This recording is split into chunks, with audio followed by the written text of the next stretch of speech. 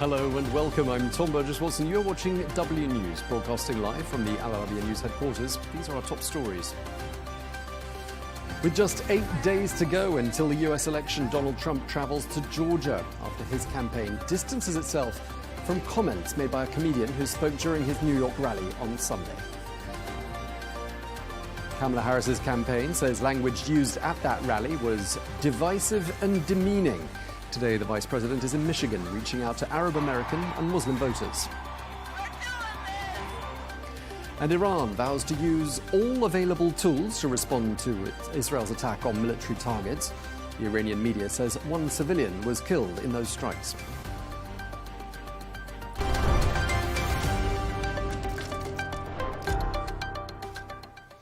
Hello and welcome. With just 8 days to go before the US election, the former President Donald Trump is traveling to Georgia today, while the Vice President Kamala Harris is focusing her efforts on energizing the electorate in Michigan. Well, that is a state with a significant Arab American and Muslim population. Well, last night, Trump held a high-profile rally at Madison Square Garden in his hometown of New York City, where he repeatedly underscored his commitment to tightening up immigration. But it wasn't all smiles for the Trump campaign, as today it looked to distance itself from comments made by one of the speakers at that rally, as our correspondent Kate Fisher now reports from Washington. The lines outside New York's Madison Square Gardens arena are usually for music stars or big sporting events. But these spectators are queuing up for the Trump show. I came out here because I think Trump is the only presidential candidate that has the American people's best interest at heart. The former president was introduced by his wife in a rare appearance from Melania Trump on the campaign trail. But there was little unity in Donald Trump's message. On day one, I will launch the largest deportation program in American history to get the criminals out. I will rescue every city and town that has been invaded and conquered, and we will put these vicious and bloodthirsty criminals in jail.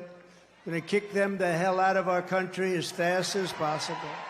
The final days of a campaign are often when candidates try to gather as many voters as possible under a unifying message. But this rally was marked by swear words, misogyny, and racist jokes. There's a lot going on. Like, I don't know if you guys know this, but there's literally a floating island of garbage in the middle of the ocean right now. Yeah. I think it's called Puerto Rico. In response, Puerto Rican singer Ricky Martin posted a clip of the comments on his Instagram and wrote, in Spanish, "This is what they think of us." The Harris campaign also responded, and it came just hours after the Democratic presidential nominee visited a Puerto Rican restaurant in Philadelphia. It smells good in here. In the swing state of Pennsylvania. She also spoke at a church in the city, delivering her closing arguments on her case for the presidency. Because, church, I know we were born for a time such as this. And I have faith he is going to carry us forward, and the road ahead won't be easy. It will require perseverance and hard work. To that end, Harris plans to visit every battleground state in the coming days, as polls show the candidates are still neck and neck in these states, which will decide who becomes the next president of the United States. Kate Fisher, Al Arabiya News, Washington. Well, let's get more now. We can cross to our chief correspondent, Simon Marks, who joins us from Washington. Simon, great to have you with us. Lots of reaction to Sunday's comments about Latinos at that Trump rally, which the comedian Tony Hinchcliffe, as we just heard there, said the US territory of Puerto Rico was literally a floating island of garbage. How's that gone down?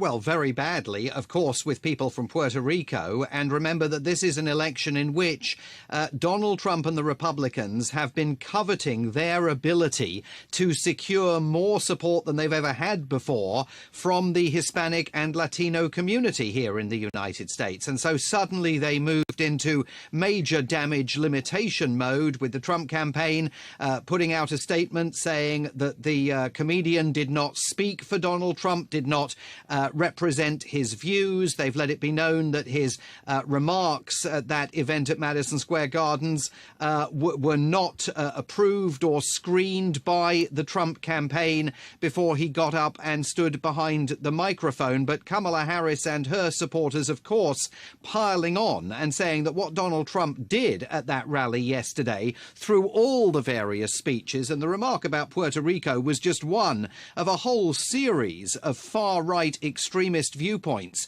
that were being presented to Trump's Make America Great Again supporters, who were filling Madison Square Garden's arena to the roof, that all of that is the true reflection of who Donald Trump really is and of what he's planning to bring, the tone and the style of government that he wants to lead should he be returned to the White House.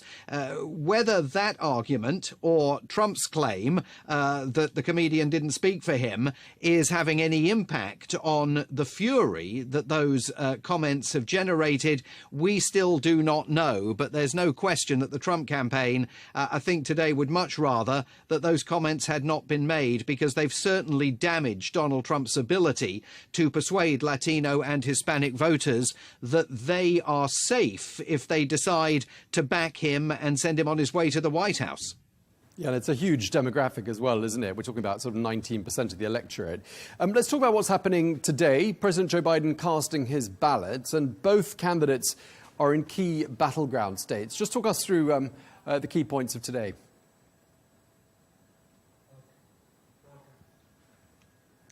Well, for Kamala Harris, it's all about Michigan. And that is because for Kamala Harris, this election may end up being all about Michigan. She's making 3 separate appearances at 3 separate campaign events in the state at a time when Arab American voters in Michigan are threatening in large numbers to desert her, at a time when the third-party candidate Jill Stein of the Green Party is making an active play for the votes of disaffected Arab Americans who are deeply critical of the Biden-Harris administration's handling of the crisis in Gaza. And interestingly, we heard from Michelle Obama, the former First Lady of the United States, for the first time on Friday, not just urging people to align themselves with Kamala Harris, particularly black male voters who in many parts of the country say that they are still very hesitant to support the first black woman with a chance of becoming president of the United States,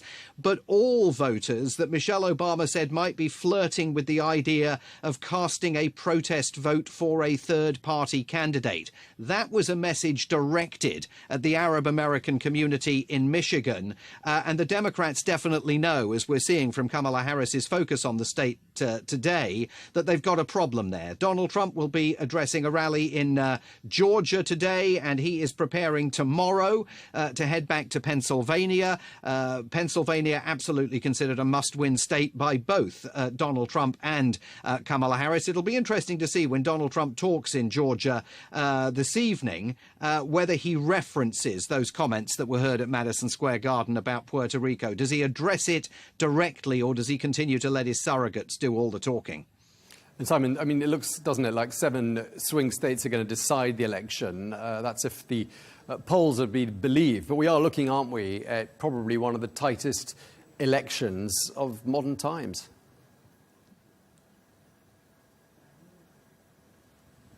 Yeah, I mean, I've been here a long time, Tom. This is my 8th presidential election, covering events in Washington, D.C. Invariably, we get to this stage of an election and people are saying, number one, it's neck and neck. And number two, it's the most important election of everyone's lifetime. I mean, the reality is this is certainly the most important election of everybody's lifetime. And in terms of the outcome, absolutely anything could happen here. Anyone who says they know how this is going to end up does not know how it's going to end up. There are models that suggest it could be a Kamala Harris landslide in the Electoral College. There are some models that suggest Donald Trump could not only win in the Electoral College, he might even win the popular vote, winning more votes nationally than Kamala Harris. So all of the polling, all of the modelling offers up a whole array of different possible outcomes here. And until we get through election night and see whether there is a clear winner, it's impossible to make a prediction. And if there is not a clear winner, then things have the potential here to get very sticky, because Donald Trump already preparing to launch legal action to protest against the outcome of this election if he loses it. And the Democrats also, Kamala Harris conceded last week that her campaign is also lawyered up ahead of any disputes that arise after election night is behind us. OK, well, thank you very much indeed for that update. Our chief correspondent, Simon Marks, in Washington. Thank you.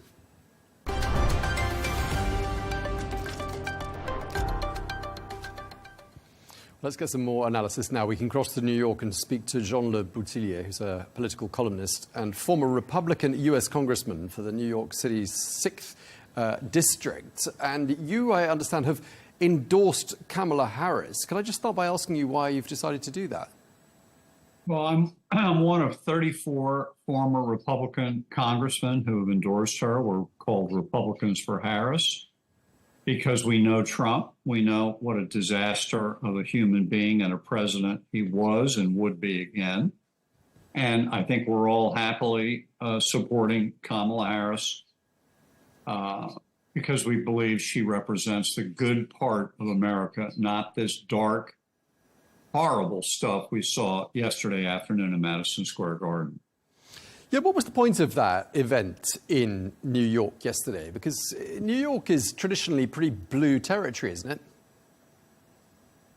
Very blue territory. Trump is, of course, from New York. Madison Square Garden is the iconic sports arena of all time if you're in New York. And I think Trump has wanted to do a rally there for a long time, thinking that it doesn't necessarily affect New York State, which he's going to lose, but that it gets so much media attention that it would help him around the country.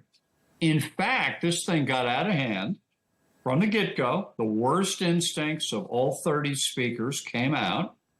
They weren't reined in by any adult supervision. And I think that event will do more to hurt Trump next Tuesday than any single event in weeks, because it was ugly, it was nasty. How did that help him get new voters that he doesn't already have? Yeah, it made his own base voters very happy, but that's not the point.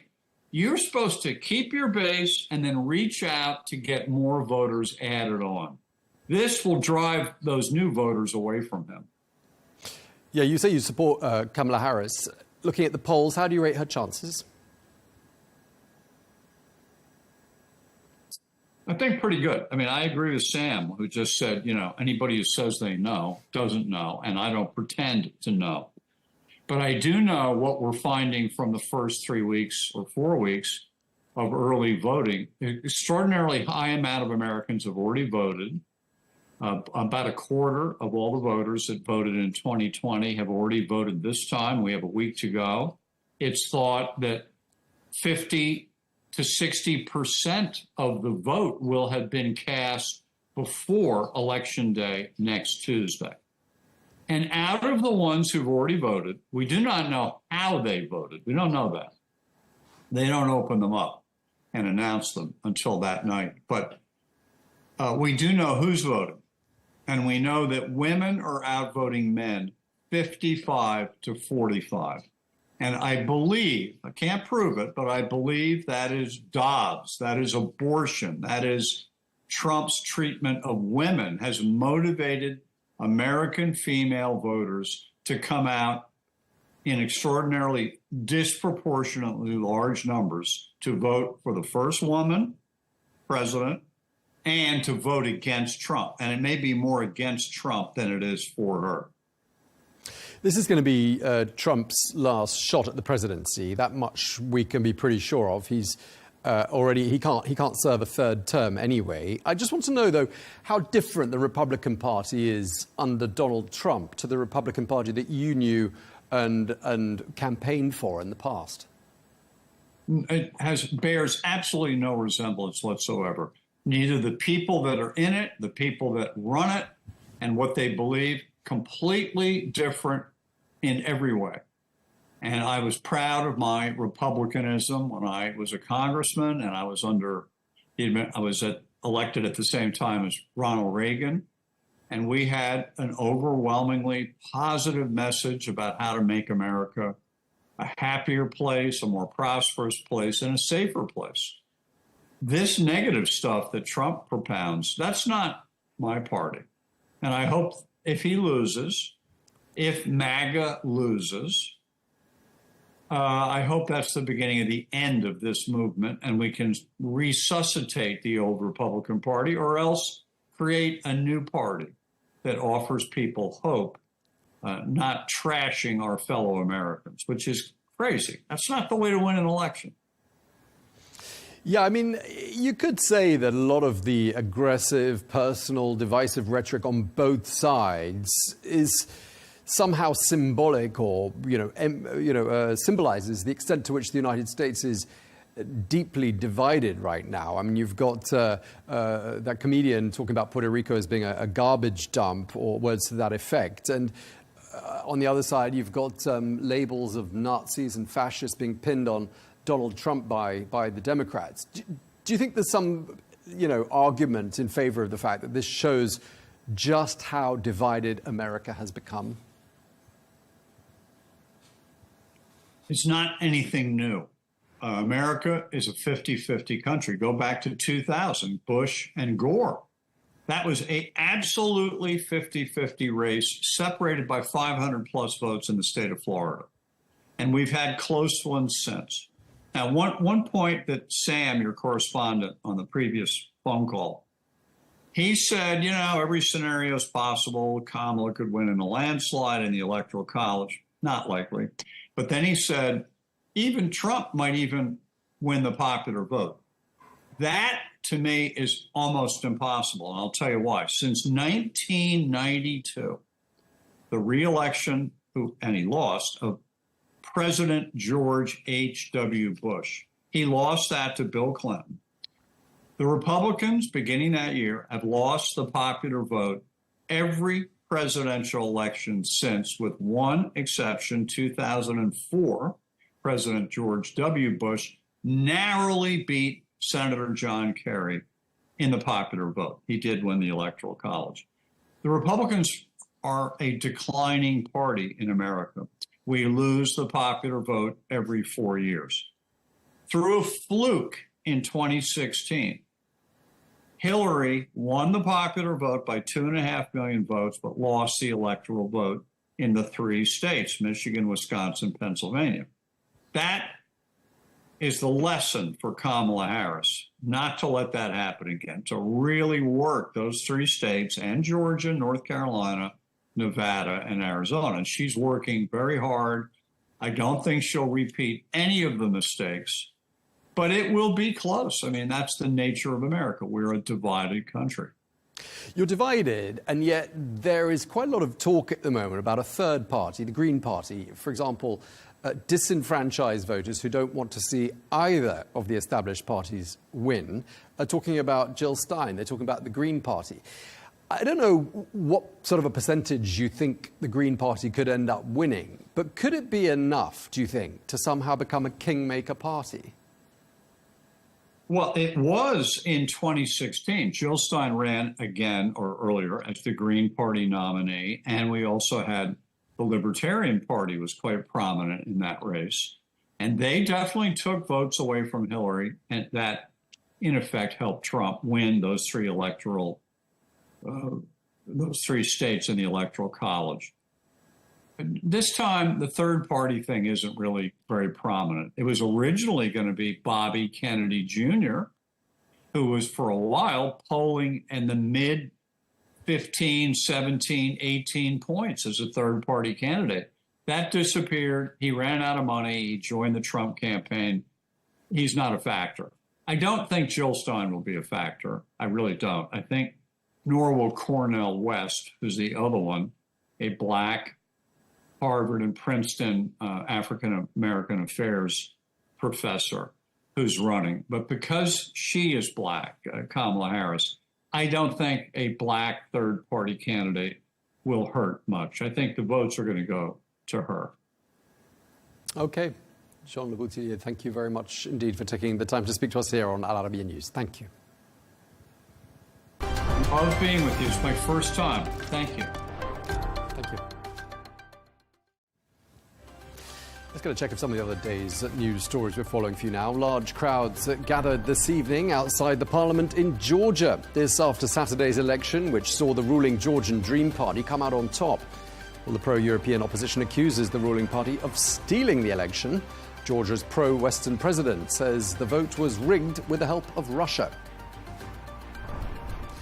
The NATO Secretary-General Mark Rutte has expressed concern about deepening cooperation between Russia and North Korea. Speaking at a press conference in Brussels today, Rutte said a stronger relationship between Moscow and Pyongyang not only undermines peace on the Korean Peninsula, but it also fuels Russia's war with Ukraine.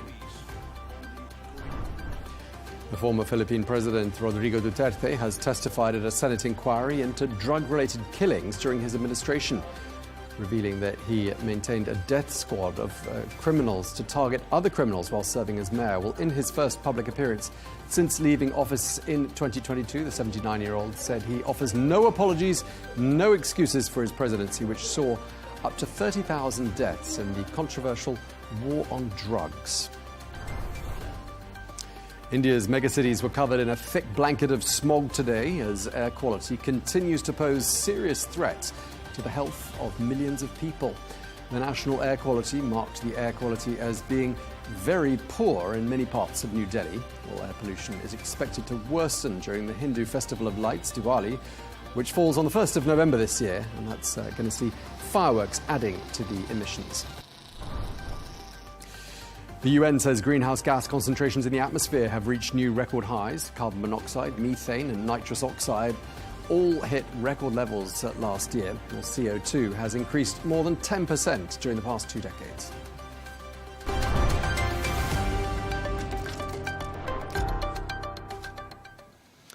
To Japan now, where the country has been plunged into political uncertainty after the ruling Liberal Democratic Party, or LDP, and its coalition party lost their parliamentary majority in a general election. Well, the LDP has been the dominant party in Japan for most of the past 7 decades. But scandals and the high cost of living have shaken citizens' confidence in the party, and the future of the country's new Prime Minister, Shigeru Ishiba, also hangs in the balance, as Rebecca Bandhan now reports from Tokyo. Calling a snap election was a decision that backfired for Shigeru Ishiba, who became Prime Minister just a month ago after he won his party's leadership race. Both his future and that of the Japanese government now remain uncertain. In a press conference on Monday, he vowed to reform the party and win back people's trust. I understand that this harsh result is a harsh criticism from the public about the LDP's stance on reform. I strongly believe that the seats we were given was in response to the voice the public has expressed, saying that the Liberal Democratic Party needs to be more humble, sincere and honest in its dealings with people, and that there is a lack of reflection. But some analysts believe Ishiba could be forced to resign after the LDP and its coalition partner, the Komeito Party, only secured 215 seats in the general election, well short of the 233 majority mark. The parties had held 279 seats together. Issues including a cost of living crunch and a political fundraising scandal are factors that have dented the LDP's popularity, which had enjoyed a majority in parliament for more than a decade. But while the main opposition Constitutional Democratic Party of Japan gained a lot of ground, the LDP still got more votes than any of its rivals. There was a lot of noise about the slush fund scandal, and other political parties are working hard. But I voted for the LDP because I don't really have other parties I support. With 30 days to form a government, the LDP will need the support of other parties, and its position will be weaker when it comes to pushing through some policies. The LDP will now have to look into cooperation outside their cabinet or align with opposition parties for each policy, so it will be difficult for them to operate. There may be a lot of near-term uncertainty, but some analysts say that the outcome of Japan's election is a good development in terms of democracy, as the country's political landscape becomes more competitive. Rebecca Bundin, Al Arabiya News, Tokyo.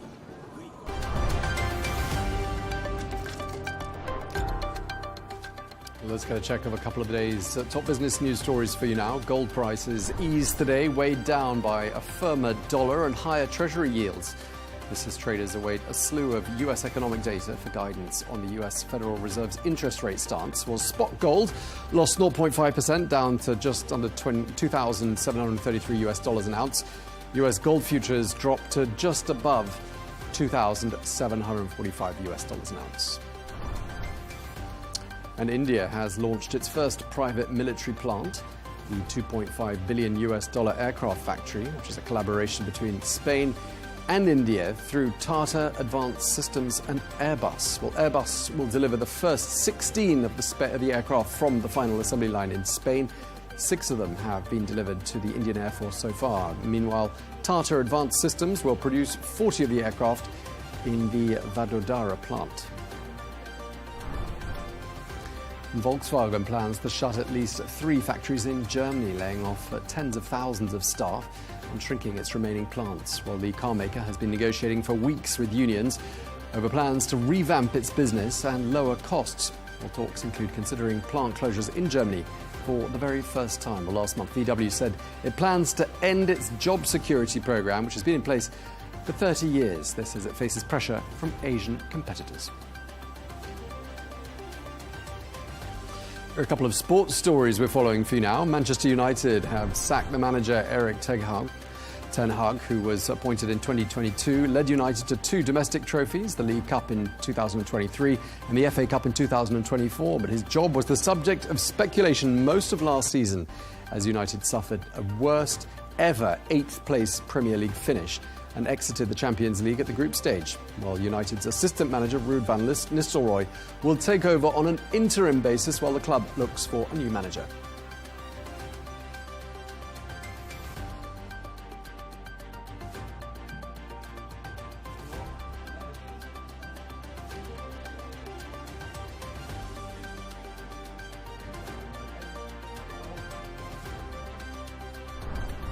Yearly ranking, some reports expect Spain's Rodri to win over Real Madrid's Vinicius Jr. Well, in the women's category, Spain's Aitana Bonmati is slated to win for a second time in a row. Well, the coveted award show is underway as neither Lionel Messi nor Cristiano Ronaldo appear on the shortlist for the first time since 2003.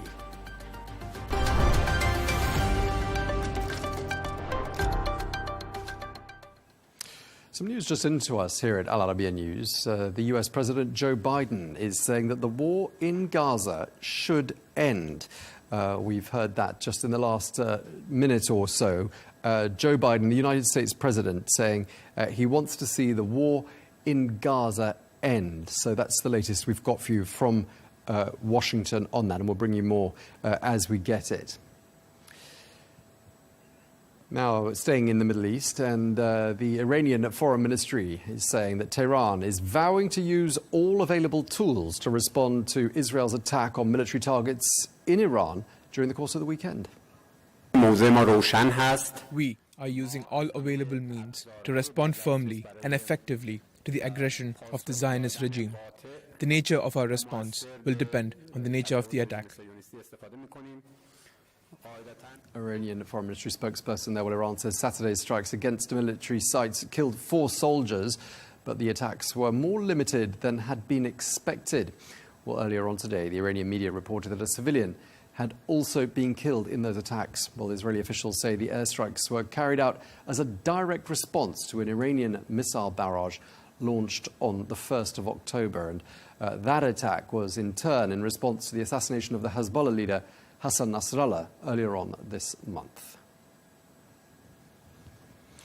Well, for more analysis, I'm joined now by the retired British Army officer, Major General Tim Cross. Thank you very much indeed for being with us here on Al Arabiya News. I just wanted to ask you first, Major General, what struck you about the choices of target by Israel during the course of the weekend? Well, I think I was quite surprised, to be honest. I think that undoubtedly it is not as big a response as I feared or expected. I wasn't sure they would try and take on the nuclear assets, although I suspect that was certainly on the agenda. But certainly the oil exports and so on, I think must have been serious consideration. But I think what it shows is that Israel doesn't want to engage in a major way with Iran. It's got enough on its plate with Gaza, Hezbollah in Lebanon, and of course the Houthis and others. So I think it was a genuine attempt to try and draw a line under this. Now, whether Iran will see it that way is, anybody's guess, really. And do you think it's got any realistic sort of impact that you would foresee on Iran's ability to defend itself, those attacks? No, although I think, Israel does have the ability to overmatch Iran in all sorts of areas. I mean, one of the issues here is they are using up both sides, in fact, all sides in this conflict are using up a huge amount of materiel, particularly obviously missiles and other weapons. So there comes a time, too, where they must be thinking about their ability to replace some of this stuff. So I'm not sure of the actual damage that was achieved by the attack itself, but I do think it was a limited attack. And I think Israel does have the ability to overmatch Iran's defenses if it really wanted to cause serious damage and to take the fight deeper into Iran and take on those other installations that they may well have considered. So we're saying it's a limited attack and perhaps not as far-reaching as some had thought it might be. But we don't know, do we, that it's not the only counter-attack by Israel. There could be more to come, couldn't there? There could, but I mean, I may be wrong. I'm only giving you my sort of own estimate here, having clearly followed what's been going on, like everybody else, for quite some time. There are other ways of attacking Iran, of course, that they may be using in the way that they've used elsewhere. But I think, although they have the ability to do it again, my instinct is they will not want to do it again unless Iran responds in a much greater, response than perhaps, we are hoping for at the moment. If Iran does give a response that is, a serious attack and begins to target, various installations within Israel, etc., then I think Israel almost has got no option but to respond. But my underlying sense is that they do not want this to escalate. Now, Netanyahu has made the point that he's not, under command of America, in inverted commas, that he hasn't taken them, he hasn't done just because of what they tell him. But I don't think there's any doubt that America are putting pressure on him to limit this because nobody wants a more generalized conflict across the Middle East. So, yeah, my sense is that they could have responded in a much bigger way. They decided not to, and that they and Iran are going to draw a line under this for a while anyway. Do you think from Iran's perspective, there are those who are thinking in Tehran that if we don't respond to this latest counterattack, which in turn was a counterattack for another attack, it does go on and on and on.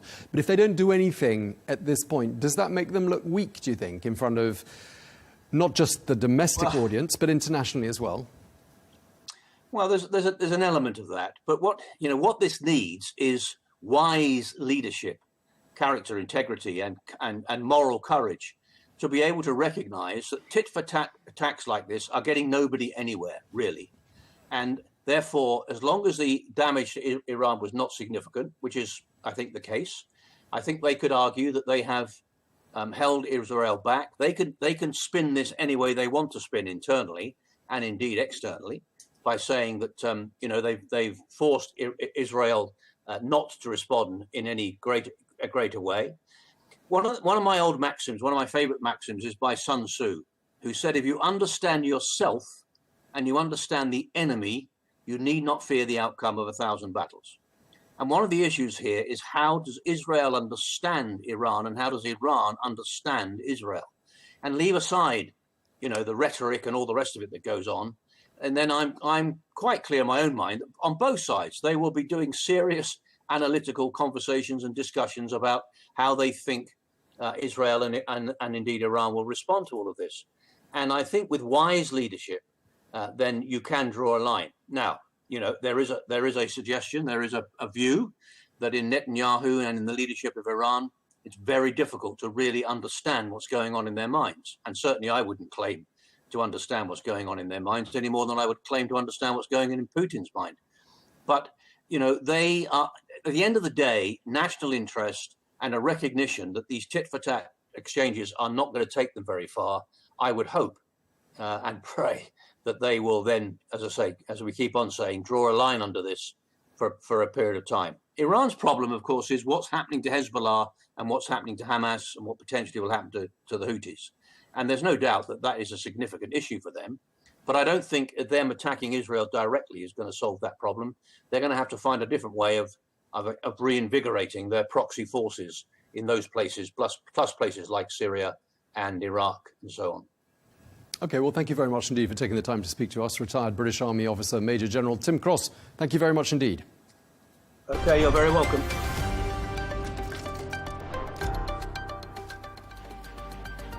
Let's get a quick reminder of our top stories here on Al Arabiya News. With just 8 days to go until the US election, Donald Trump is travelling to Georgia today. This is his campaign distances itself from comments made by a comedian who spoke during one of his rallies during the weekend. Kamala Harris's campaign says the language used at that Trump rally in New York was divisive and demeaning. This is the vice president heads to Michigan to reach out to Arab American and Muslim voters. And Iran vows to use, quote, all available tools to respond to Israel's attack on military targets. This, as the Iranian media says, that one civilian was killed in those strikes. Well, that's all we have time for. Coming up next is Riz Khan, and then at 1:30 p.m. Eastern Time, do join us for Global News Today. That is a roundup of top international news with exclusive insights and fresh perspectives from leading experts and influential decision makers. Thanks for watching. Stay tuned.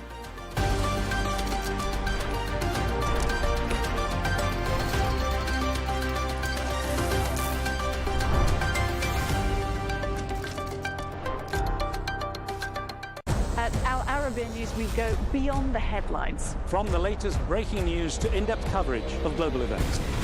We're not bought or sold. Nobody owns us. The loss of life, the destruction of property. The conflicts are such a terrible thing. Context and analysis to help you see the full picture. The world is in a very dangerous place. Join us on Al Arabiya News. It's very impressive. Where knowledge meets perspective.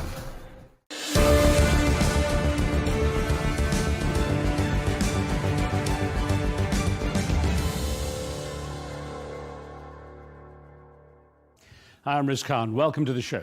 From Tehran to Tel Aviv, Beirut to Jabalia, people on the ground are braced for the next act in the ongoing tragedy of war in the Middle East.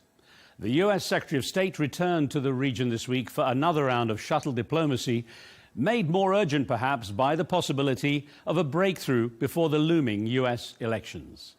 Meanwhile, shells continue to claim lives in Gaza, missiles and rockets crisscross the Israeli-Lebanese border, while Israel ponders its response to an Iranian fusillade. We've gathered a group of influential and informed figures to steer us through the complexities of what lies ahead for these war-weary lands. Well, it's been 1 week since the first reports that the Hamas leader Yahya Sinwar, believed to be the mastermind of the attacks against Israel on October the 7th last year, had been killed by Israeli soldiers during a firefight in Gaza.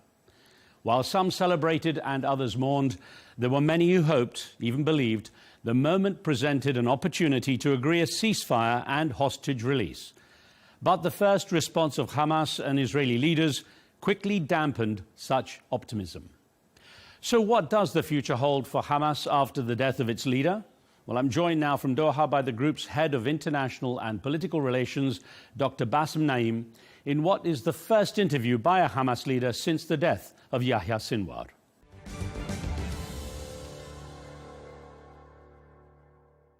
Dr. Naim, it's good to speak with you again. Now, I want to start by asking what hopes you have for the return visit to the Middle East by the US Secretary of State Antony Blinken. What would you like to hear from him on this trip?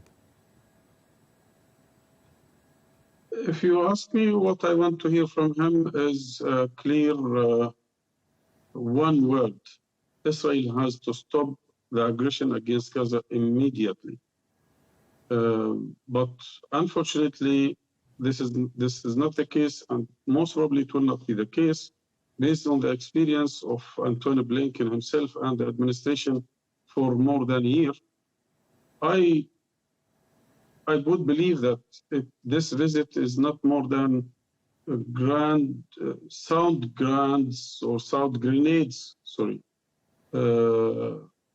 to buy more time for the remaining period of the elections, in order not to try to contain the situation as much as possible, so that they are not getting more worse pictures from inside Gaza. But this is exactly against the reality on the ground. Palestinians are slaughtered on a daily basis, especially in the northern part of Gaza Strip. Therefore, we don't hope a lot from his visit. All right. Well, last time we spoke to Dr. Naim was on the eve of the October 7th anniversary, and less than 2 weeks later, your leader, Yahya Sinwar, was killed by Israeli soldiers. How did you hear the news, and what was your relationship with Yahya Sinwar like? I am a member of the political bureau in Hamas in Gaza, and Brother Yahya Sinwar was the head of this political bureau. He was the head of the movement in Gaza. I think I have a relationship to a man who was strongly committed to his people, to his nation, to the struggle for a just cause in Palestine, dreaming of a better future for the Palestinians.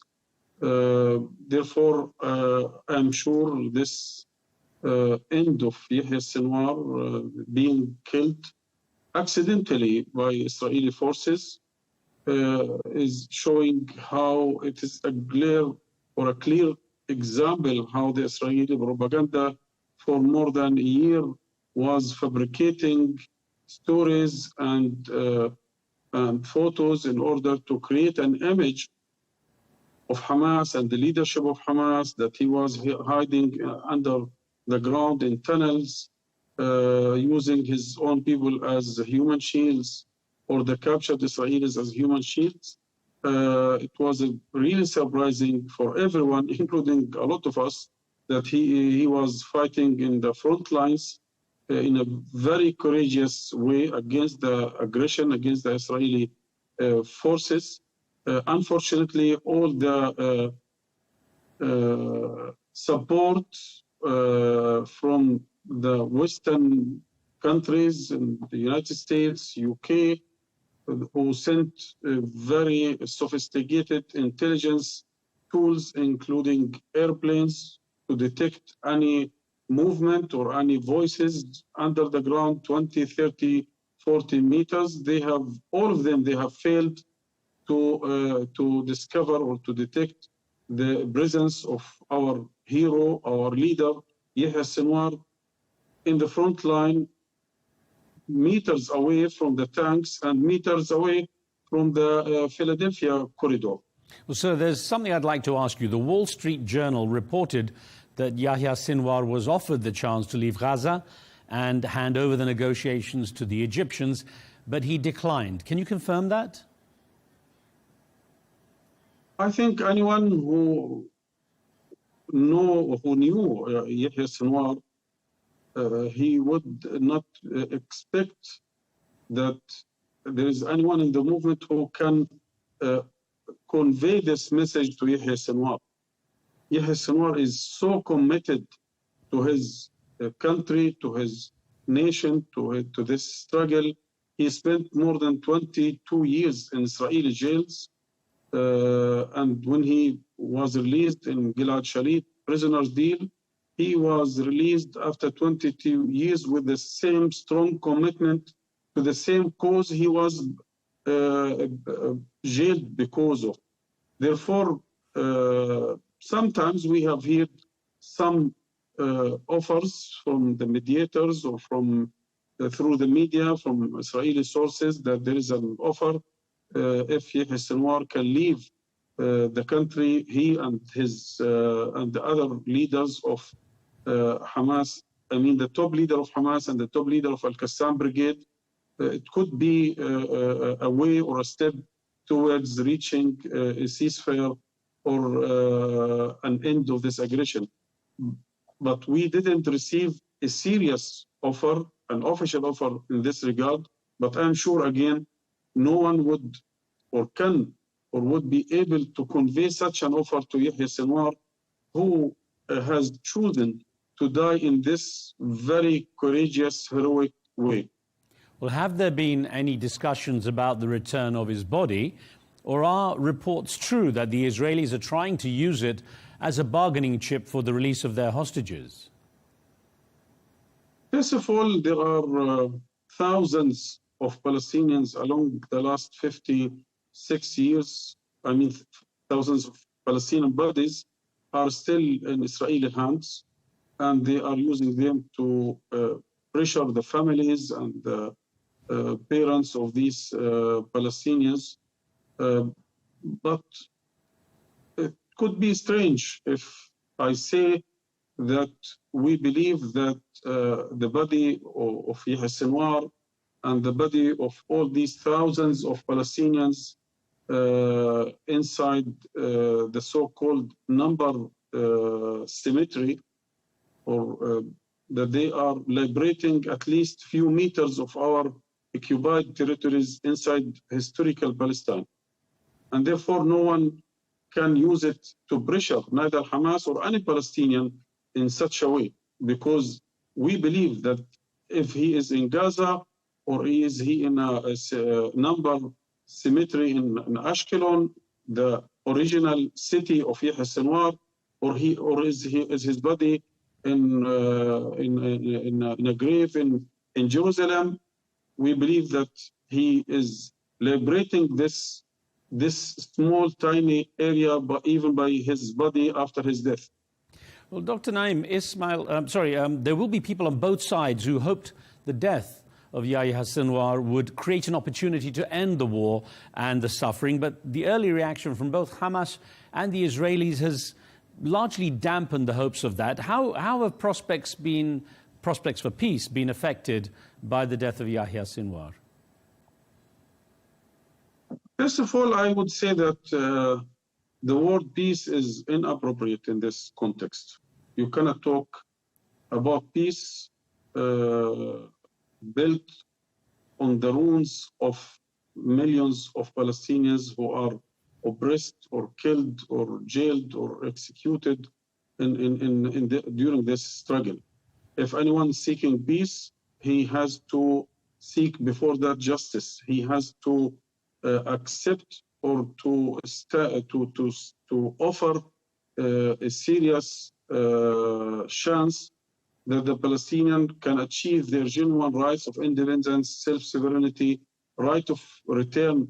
Otherwise, you cannot talk peace after such horrific massacres and committing a genocide for more than a year. Maybe we can talk about a chance for reaching a ceasefire, but we cannot talk about peace or settlement of this conflict. No one can in this region enjoy settlement, enjoy peace or prosperity or security or stability in this region without the Palestinians having their genuine rights of dignity and freedom and independence. The chance of achieving a ceasefire, it was never depending on one person in the movement. The decision in the movement is an institutionalized decision. It is not the decision of Yahya Sinwar or Ismail Haniya or any other one. It is the movement with all its leadership and shura councils who are deciding for the way to proceed forward. Therefore, it is not about Yahya Sinwar, and this is the struggle of Palestinian people again for their dignity and freedom. And Hamas is still committed to the same stance has been taken by the movement at the time Yahya Sinwar was the head of this movement, which is the deal or the offer brokered by the mediators on July 2nd, and we are still committed to this deal, and we are ready to go for the implementation of this deal immediately. Well, Dr. Naim, I hear what you say, but Ismail Haniyeh and Yahya Sinwar were both very well-known figures who'd been a part of Hamas's leadership for many, many years. So I wonder, in your opinion, who could take their place?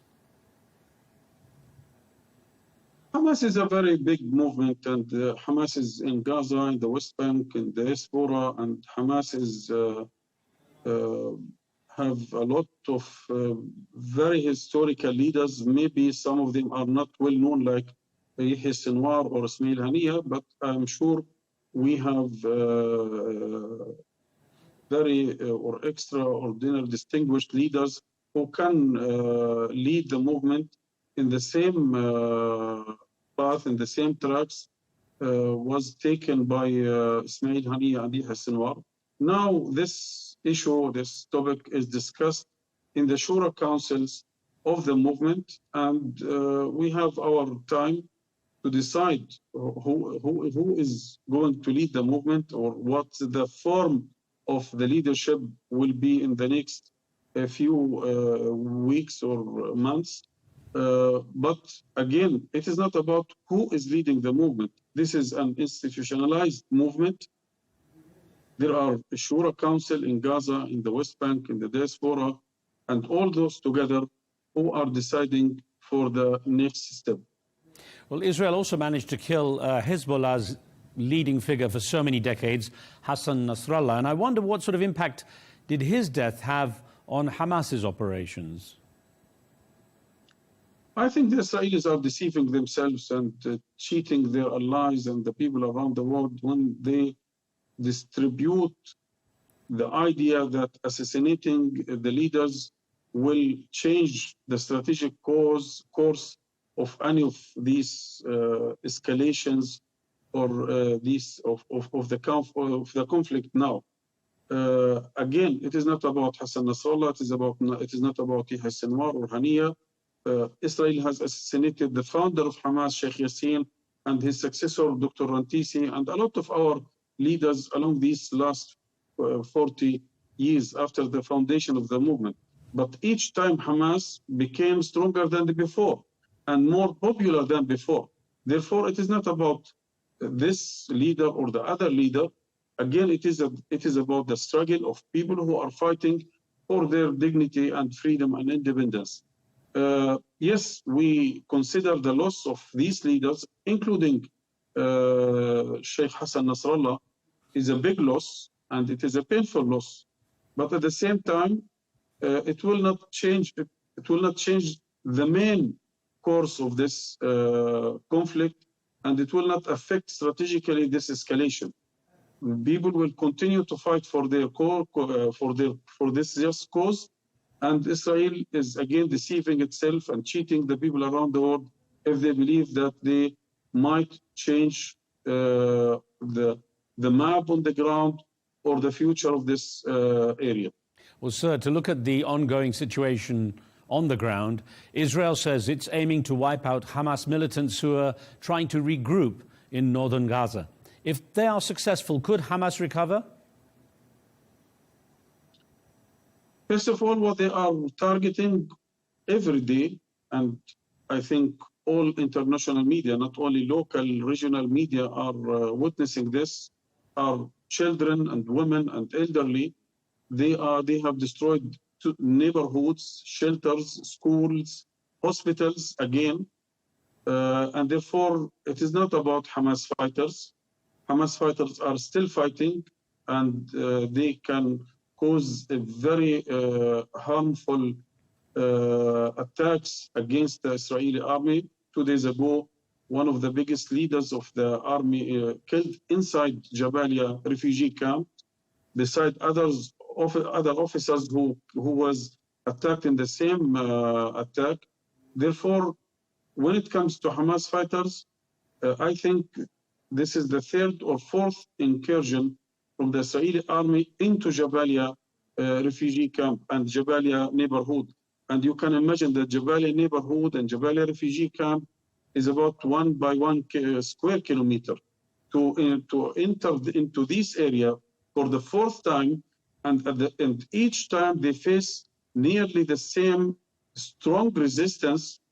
I think it is indicating the failure of the strongest army in the region to push the resistance on the ground to surrender or to raise the white flag. Therefore, they can do it again and again. The Palestinian people, innocent civilians, they are talking loudly in all the media. We are committed to our land. We are not going to leave, because either we live here in dignity, or we are dying here in dignity, but we are not going to leave.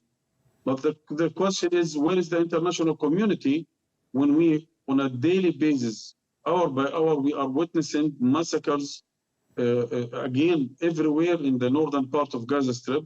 People are totally isolated from the outside world. Okay. People are denied basic needs, including medicine and food. For the last 2-3 weeks, nothing entered to the northern part of the Gaza Strip. People are dying of hunger, people dying of sickness, of disease. Understood, sir. So no, but just let me ask you then, yes, Dr. Naim, how do you think any ceasefire and long-term peace plan might work now? Could peace be imposed from the outside without a two-state solution? No one can, from outside, from the region or from the international community, can impose any plan on the Palestinians if they don't want to accept it against their will. Again, the only way to reach settlement of this conflict, to reach stability, security, prosperity in this region, is to give the Palestinians their legitimate, genuine rights of an independent, self-sovereign state, the right of return, to guarantee the right of return, and to accept the Palestinian as people like any other people who have all the right of freedom and dignity. All right. Yes, we have offered again a hand for more than 30 years, a hand for a political solution. But what is the result? What we are witnessing today is the result of this so-called Oslo agreement. After 30 years, more settlements, more Judaization of Jerusalem, more incursions into Al-Aqsa Mosque, more massacres in the West Bank and in the Gaza Strip. I think Palestinians, as people, as mature people, have all the rights to achieve their genuine rights of dignity and freedom. Well, sir, since we last spoke, more Palestinians in Gaza and the West Bank have lost their lives, and there's only about a quarter of Gaza's buildings left standing. If and when there's a ceasefire, it's going to be an incredibly difficult task ahead to rebuild. So what chance there is that this can happen, this rebuilding can happen, and from where would you expect there to be help?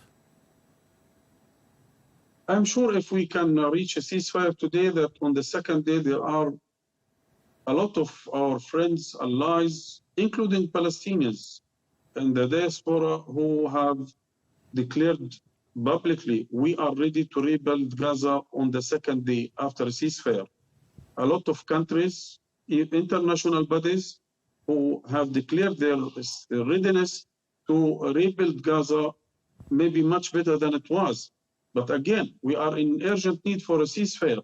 And I think that we have already a deal on the table, and the international community, and especially the Americans, have to oblige Israel first to respect its obligation as an occupying power, and to stop all these blatant violations of international law, and also to withdraw from the re-occupied territories in the Gaza Strip, and to stop this aggression, and to go for a serious prisoner deal.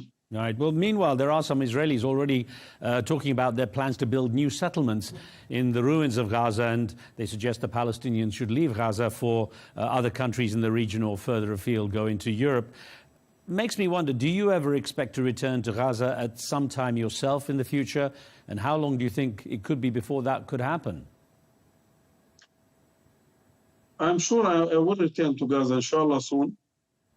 If the Israelis dream of resettlement of Gaza Strip, they can continue to dream. their settlements were in the Gaza Strip from 1967 up to 2005.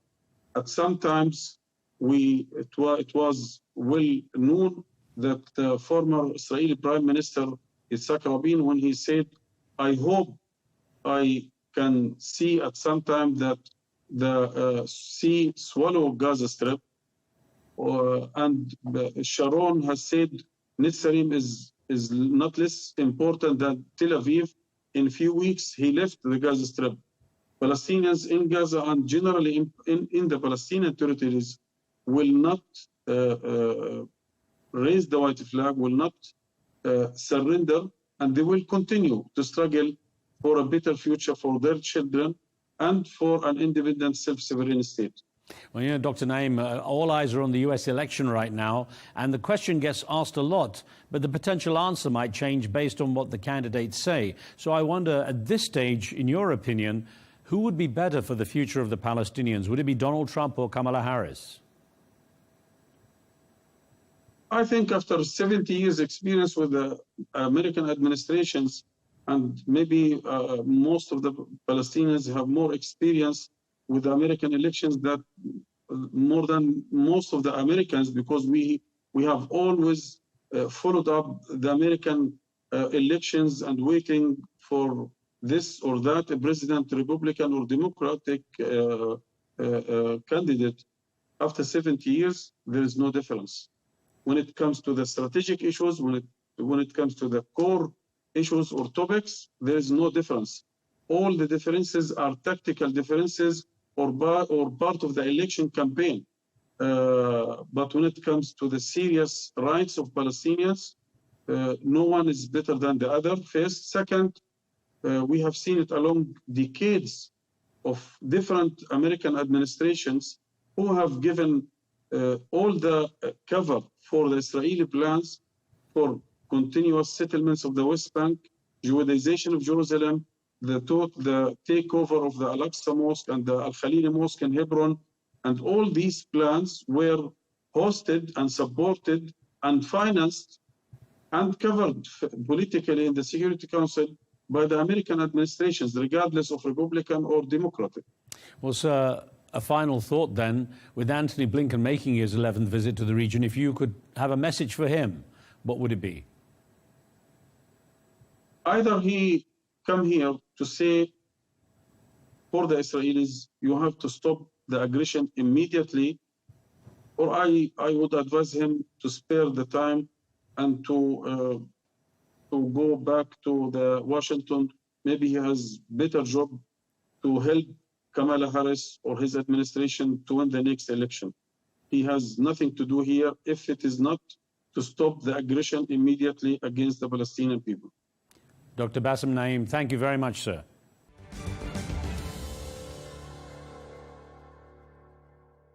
My next guest is Elliot Abrams, who served under Presidents Trump, Reagan, and George W. Bush as a foreign policy expert.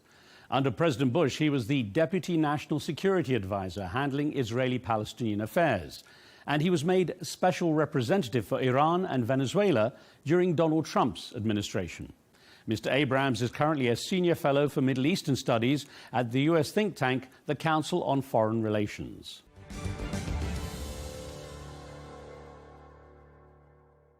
Sir, I'm glad you could join us for this. Now, the U.S. Secretary of State Antony Blinken's back visiting the Middle East region. He's now on his 11th trip, and many analysts have described them as largely ineffective. What might be different this time? I think the Israelis have changed the facts on the ground. If one looks at Lebanon, it certainly looks different than it did, let's say, a month ago. And that might create more space for Blinken. Well, what went through your mind, though, when you heard about the leaked U.S. intelligence reports regarding what's happened with Israel's response to Iran's attacks and how the Israeli forces might retaliate? Could that have any bearing? It could. I think it's extremely embarrassing for the United States government. Either it's incompetence in the sense of having shared the information much too widely and without enough security, or it's somebody inside the U.S. government deliberately revealing this. Either way, it's a terribly bad look for the United States government. I think it puts Blinken on the defensive with respect to the government of Israel. Well, going back to the region, Mr. Abrams, of course, there's a lot of buzz. The current buzz is around amending United Nations Resolution 1701 from the year 2006, which was designed to create a buffer zone between Hezbollah and Israel, where a lot of the attack focus is based now. What do you make of this as the basis for a ceasefire deal, and what could those amendments include? The most important amendment would be some kind of enforcement. I was actually in the White House in the National Security Council in 2006 when we were developing 1701. Secretary of State Rice at that time tried to get, frankly, some European troops to help at least with border enforcement on the Lebanese-Syrian border. There were no takers. I think the question about reform of 1701 is not the fundamental idea that Hezbollah would move out of the south, that only the Lebanese army, the Lebanese state, and some international forces would be in the south. That stays. The question is, what happens if Hezbollah breaks the rules? Who is going to enforce 1701? And I hope that Blinken will be focusing on that question. Those are the amendments, I think, that are most important. Actually, that's a very important point you raised there, sir, because I was going to ask you, with your experience of the region, how you assess Hezbollah's recent demonstration of its capabilities, and do they even have any incentive to accept amendments to that Resolution 1701? They have some incentive. They've been decapitated.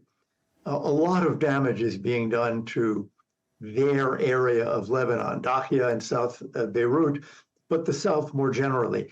Their Shia supporters are the people who have had to move out of South Lebanon and to the north. So they want, presumably, they have some desire to help their people, to help the Lebanese Shia, who are their supporters, because among other things, Hezbollah is not just a terrorist group, it's also a political party. So there is certainly much more incentive than there was, 3 or 6 or 12 months ago. Is it enough? I think that depends partly on how much pressure there is from outside, EU, France, United States, and how much pressure there is from inside, from Christian Lebanese, from Druze Lebanese, from Sunni Lebanese. So, apart from the Israel versus Hezbollah front that's been taking place, the situation between Israel and Hamas still continues in Gaza. And Hamas's Yahya Sinwar was seen pretty much as Israel's enemy number one after reportedly being the mastermind behind the 7th of October attacks last year. Now, what do you assess as the impact of his death, both on Hamas and the prospect of a ceasefire in Gaza? It has to be demoralizing for Hamas to have lost not only so many others near the top, but the man at the top, Sinwar. It does create a kind of operational problem. Who do you negotiate with? That is, if you are the Qataris, for example, or the Egyptians, who are your interlocutors now? And can they actually make decisions? If there is to be a deal, for example, to release all the hostages, who in Hamas now has the ability to say, okay, we're going to do that? But I think the key here is to keep the pressure on, frankly, because that's what gives Hamas the incentive to try to make some kind of deal. Well, based on what you just said, Mr. Abrams, there's a lot of speculation on how a post-war Gaza could be governed and by whom. What is your scenario? Yeah, this is the most difficult question. I was part of a group, it's now almost a year ago, trying to put together a plan. There have been 5 or 6, all, I think, basically sensible plans. But the question is who is going to govern and who is going to maintain security? The answer cannot or should not be the Israeli army. And I think the Israelis agree with that. But it can't be the Palestinian Authority. It doesn't have the legitimacy or popularity or the forces. So one is really thinking about some combination of local police, international forces, and maybe some private companies that can provide security for a warehouse here or a hospital there. But I have not really seen any movement toward the adoption of a plan by the United States, by Israel, by the Arab governments. I mean, it seems as if we are almost exactly where we were 1 year ago today on answering your question. And it is in a way, the central question. When the fighting stops, then what? Who governs Gaza? Who polices Gaza? We are not closer to an answer, I'm sorry to say. Well, we started out looking at the issue of the resolution modifications, and we also looked at the leak of the information of Israel versus Iran. How do you believe Israel should respond to Iran's previous attack and those of its proxies? I think that the Israelis are going to hit Iran, and I think they actually have to. Iran shot just short of 200 ballistic missiles at Israel. One cannot, I'm sorry, turn the other cheek, or as President Biden put it, take the win. So I think the Israelis are going to hit back. And again, I think they should. The target list is a very large one, and that's a different debate. Military targets, economic targets, oil, the nuclear targets. As to the proxies, well, they are decimating the proxies. If you compare Hamas 1 year ago and Hezbollah 1 year ago, the Israelis were talking about being strangled by this Iranian ring of fire in their term. That doesn't exist anymore. Hezbollah and Hamas have been so badly weakened. The Israelis have also hit directly at the Houthis. So I think they've made the decision. We can't live with this. We need to fight back against it. Pardon me. And in addition to hitting the proxies, they're going to hit Iran.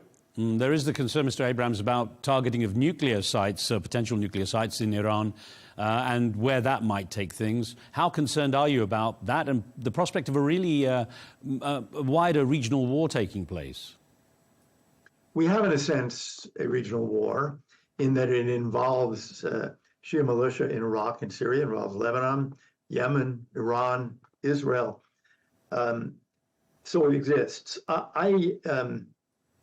I see the danger of hitting the nuclear sites. The reaction on the part of Iran might be, okay, we're out of the nuclear non-proliferation treaty. But the danger if you don't hit the sites is they move closer and closer and closer to a nuclear weapon.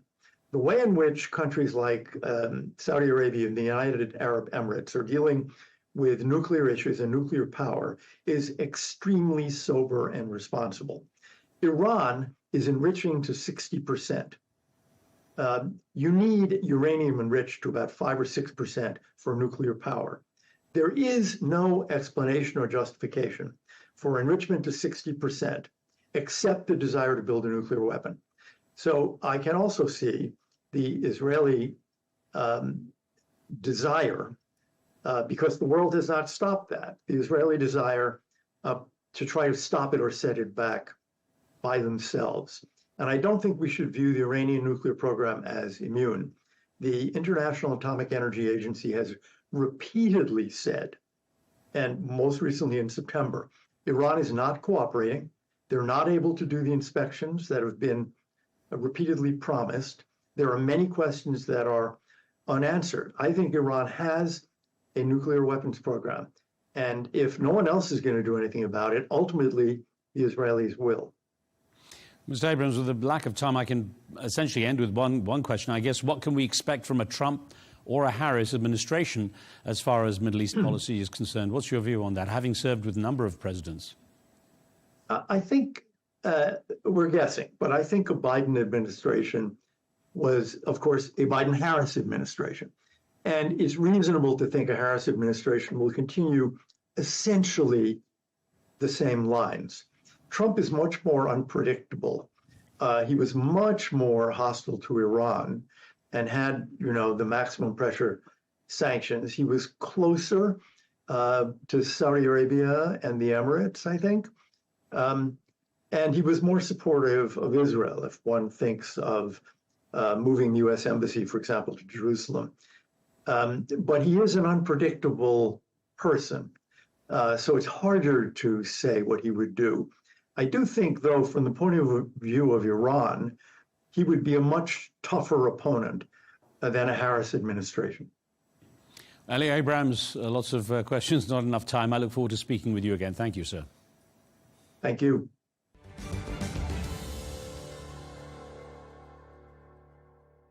And that's all for this episode, but look out for special coverage in the days ahead as we count down to Election Day in the USA. Until then, I'm Riz Khan. From me and the team, thanks for watching. We'll see you soon.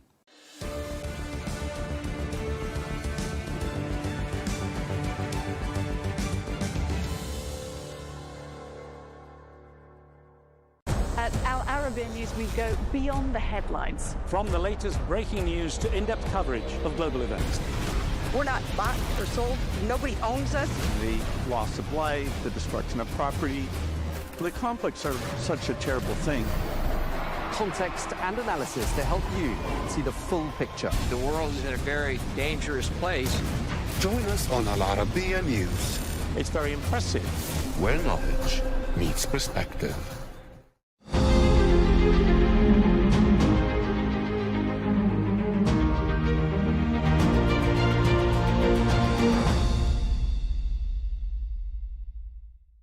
I am very excited to be sitting next to this gentleman. He's the former Prime Minister of Russia. He held that position from 2000 to 2004. Prime Minister, as we just discussed, I was in Moscow 3 days ago, and I interviewed the Deputy PM, Alexander Novak. We talked about the state of Russia's economy today. We talked about what the impact could potentially be of a sustained period of lower energy prices on the Russian economy. He assured me that the relationship with OPEC Plus was solid and would continue, at least through the agreements of 2025 and possibly beyond. And he also told me that Russia can exist at any price. Was that a lie? Good morning, everyone. Thank you for introduction. I think he's right that Russia can exist with any oil price, but not Putin's regime. That's a completely different story. And this vice prime minister who described to you this situation, he simply lives in a totalitarian regime. He cannot say anything just what is contrary to the major position of the president. That's why just all this information which you get from them, it's absolutely inaccurate. The issue is that, talking about economy in general, as of 2021, Russia mostly the economic model based on export of raw material, mostly energy, oil and gas, and it was just $500 billion US dollar of export. That is a little bit more than a quarter of GDP, of Russia's GDP. And of course, mainly that's oil and gas. And during that period of time, Russia enjoyed these relations with the European Union. And the European Union was a major trading partner. 50% of Russian trade is European Union. And 75% of direct investment into Russia, it was European Union. Right now, completely different story. Talking about oil, of course, Russia very much dependent on oil right now, on export of oil. In 2022, when full-scale invasion of Ukraine happened, you remember just decisions of imposing sanctions, what's gradual, step by step, but there was already energy crisis appeared because of not immediate decision-making process. And you remember what prices were there for oil and gas here in Europe. What is inflation was as a result of that. And during 2022, Putin got a lot of additional foreign exchange inflow, additional revenue to the budget. Much more. Putin and his team even didn't expect this. And they managed to use this to invest to the military production. And Putin managed during last year to transfer economy on a war footing. Right now, Russia, this 2024, will produce 4.5 million artillery shells, while United States and EU can produce 1.3 million only. He has advantage on the battlefield. Coming back to energy, completely different story happened with the gas. Russia exported to European Union, that was major market, 140,000 or 140 billion cubic meters of natural gas, mostly by pipes. And in fact, after Putin's declining in July 2022, so he stopped exporting, just making blackmailing on Europe just before coming to winter, and that's what happened. And then during short period of time, European Union and Germany in particular, it was amazing how just within 1 year, just Europe managed to survive without Russian gas at all, completely.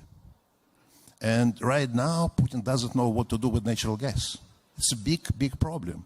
Last year, Gazprom has a loss of $7 billion, while just during 25 years, there was absolute profit. Yeah. And a huge profit, $15 billion per year after just paying all taxes. And now Gazprom in a difficult situation.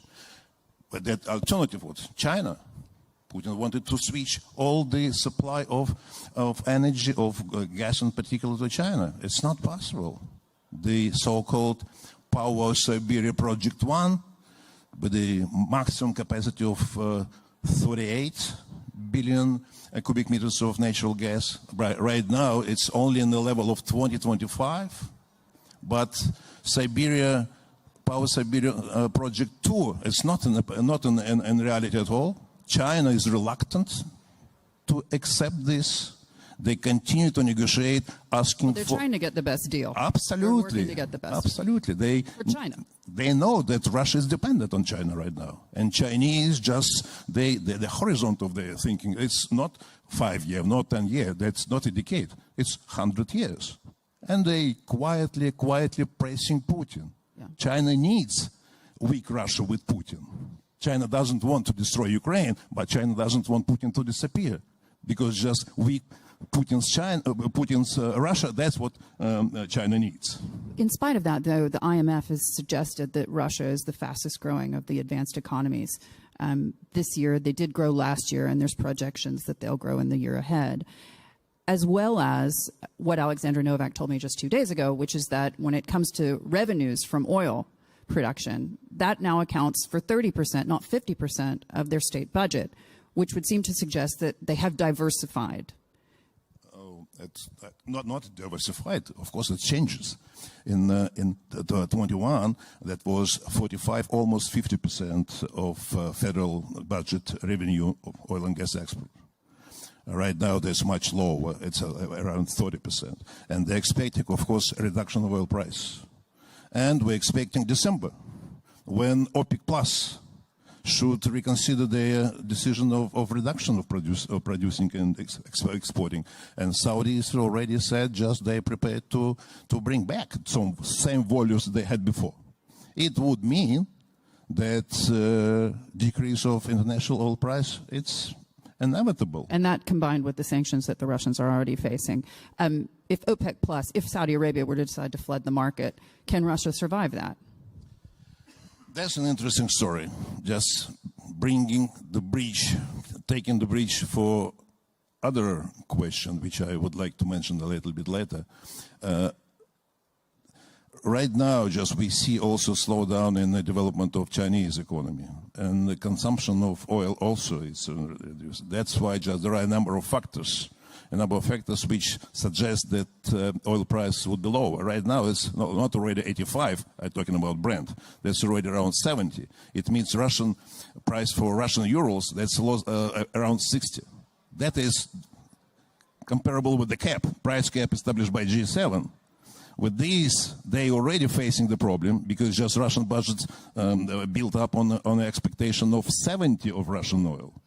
They're already running with the deficit this year. They already will start, in October, will start financing through the fund.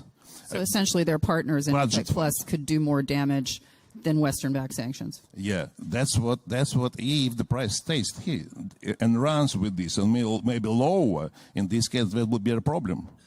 Another problem is, of course, military expenditure, which is growing and growing. And for next the year 2025, the already just projection of the budget is another 27% increase. Of course, we deduct inflation like it is 10%, but still, It is quite huge. That's already 33% of the whole expenditure of Russian budget will be military, keeping the war. 6.3% of GDP. Is it sustainable? 6.3% of GDP, that's huge, but not catastrophe. Look at Israel. Israel lives with this 5% expenditure of GDP for the whole life. It is sustainable, that he can sustain. But the issue is... But unlike in Israel, he's not getting a massive amount of funds from the United States. Yes, but let's see just on the future development. Let's have a look. Well, let's have a look just on the let's come back to the green transition for European Union. European Union suffers a lot without Russian gas because European Union and others don't want to finance Putin's machine, war. But if Putin disappears and other Russia appears, that will be absolute great cheap resource for European Union to fund and to have this transition fuel, I mean gas. Infrastructure will exist. To build up infrastructure with China, it's a lot of investments. Infrastructure with the European Union exists. It could be easily restored. But the problem is Putin and his aggressive war against Ukraine. What we can do, apart of what we have just already mentioned about oil price, we should make a principled decision. The West should make a absolute principled announcement of the decision that Ukraine should win within 1 year. So set a time. How to achieve a timeline. Yeah, timer and decision should win. And how to achieve this? My answer is very simple. To increase support of Ukraine, to double support of Ukraine, to double military and financial. Ukraine is running out of human resources. Just people already tired there. In Russia too, but in Russia just, of course, human resource much bigger. Economy much bigger. War attrition, what Putin just now conduct, couldn't last long. Putin understands this because of the problem of oil price and international what's called market, of course. All those exports to India doesn't survive him because Indian central bank doesn't convert Indian rupees into any other currencies. China also reluctant already just of making funding different transactions because of secondary sanctions of the United States. That's what we have already, just a number of facts which could create a picture that Putin should worry about just near future. 1 year he sustained, but later on would be a problem. To make Russia as a potential partner for the future, we need to deal with the problem of Putin. Problem with Putin, that's war in Ukraine. To stop war in Ukraine, we should double support of Ukraine. In this case, that will be not 0.3% of GDP military expenditure. Putin had to level up, would have to level up just expenditure. That will be 15% of GDP. That is way to catastrophe. In your mind, what is the timeline as things stand today? Because this is a man who's now said he's putting 27% towards military spending. And his economy minister is telling me that the price of oil doesn't matter. If talking about just this aspect of oil price, which is crucial to Russia's budget and financial stability, if oil price continue to be 60, that's what already they were suffering a lot of, and the deficit will grow. But if oil price fall down even further on, it was last year, 2023, first quarter, when the price cap started to work, Russia's revenue, just price for the oil, was 43, and it was 50% drop of revenue. That already was an immediate issue of running with the huge deficit, and they have to devalue the currency. And later they devalue from 60 ruble per dollar down to 100, and now just the exchange rate something like that. That means that it's very sensitive. And how long can he continue to pay for this war?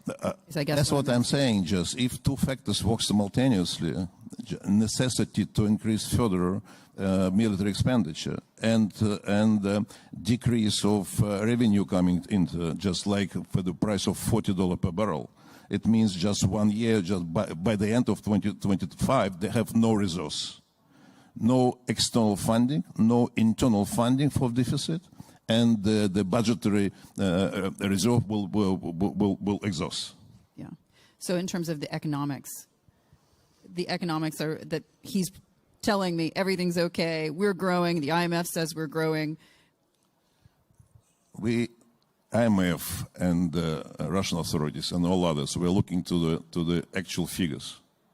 Calculating on the methodology of IMF, it's correct. That will be 3.5% of GDP growth. But the quality of this growth, that's military. You produce tanks today, tomorrow it disappears. It's nothing for the economy. That's simply figures. Putin just destroys future. He destroyed already sources of investment, as I said, natural gas, the export of this and something others. That's already just a problem. And now they already reducing the projection for next year. Projection for next year for GDP growth. It will be not already 3% at 1.5. And inflation would be much higher. And having a look at the new budget, that's what be the budget of next year, budget of inflation. Right now, the foodstuff inflation, that's 40%. Overall, around 9%, but foodstuff inflation is already 40%. People don't buy refrigerators and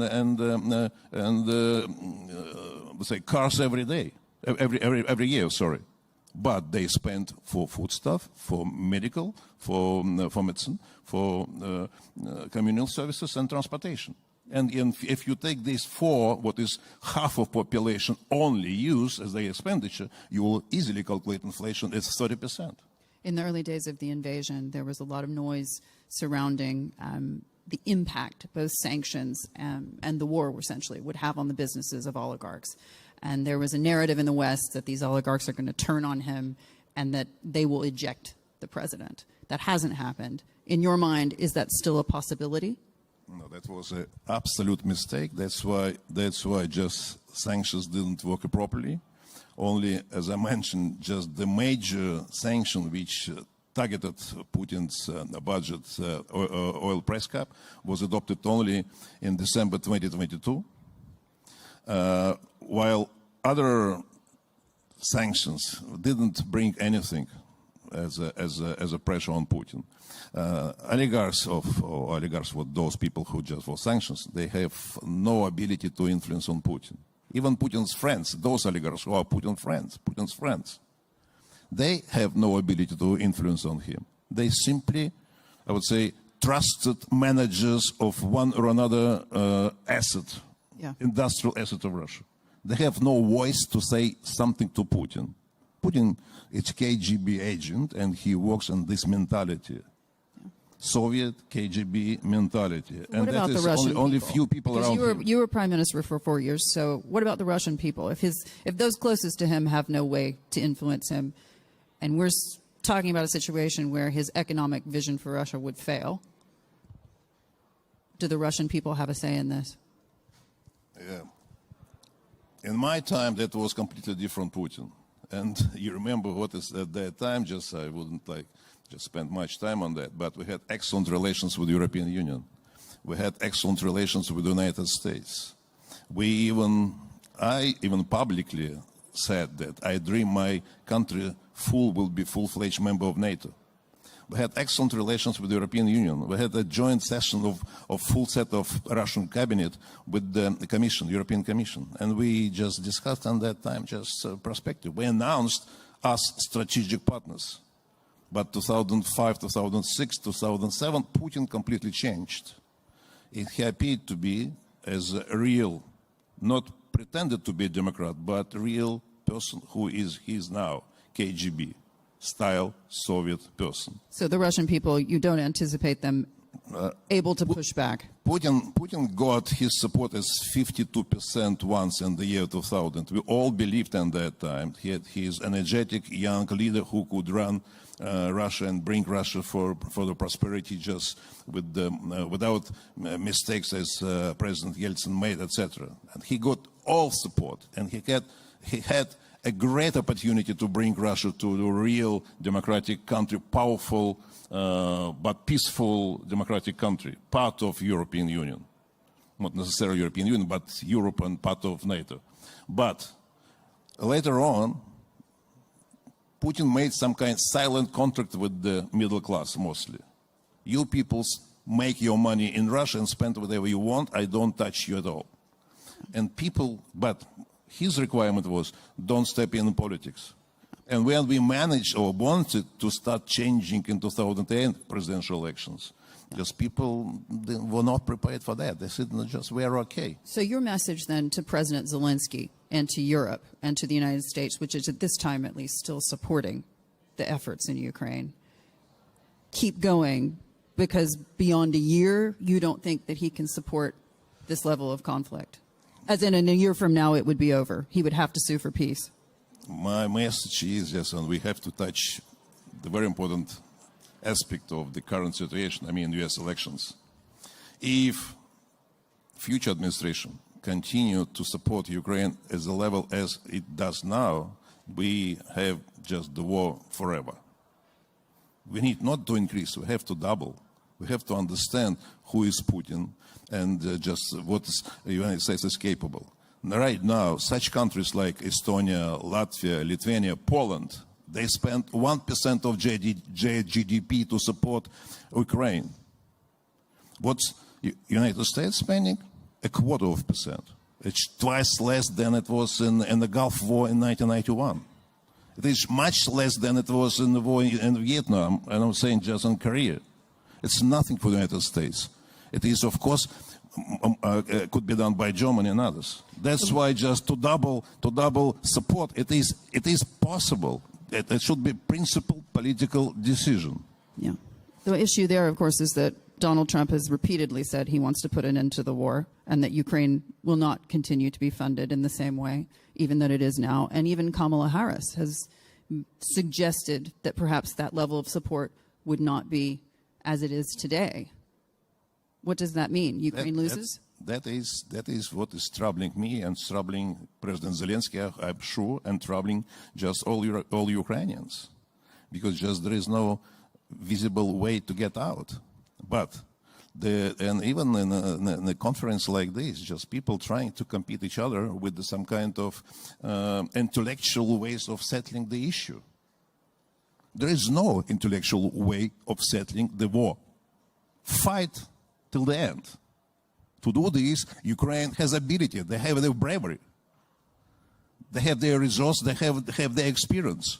You should double this, and then just you can settle just all energy problem with the new Russia.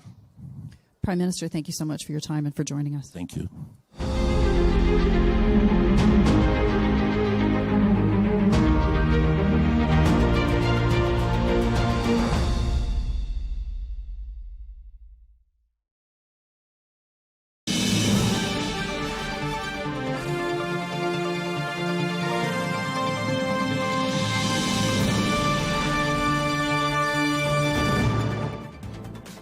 Hello and welcome to Global News Today, bringing you exclusive insights and fresh perspectives from leading experts and influential decision makers every weekday right here on Arabiya News. I'm Tom Burges Watson, coming up on today's program. With just 8 days until the US election, Donald Trump travels to the swing state of Georgia after rallying at a packed-out Madison Square Garden. Kamala Harris takes her campaign to Michigan, a state with a significant Arab American and Muslim population. Tehran vows to use all available tools to respond to Israel's attack on military targets in Iran during the course of the weekend. And ceasefire negotiations resume in Doha, with diplomats actively seeking to de-escalate tensions and address urgent humanitarian needs in Gaza.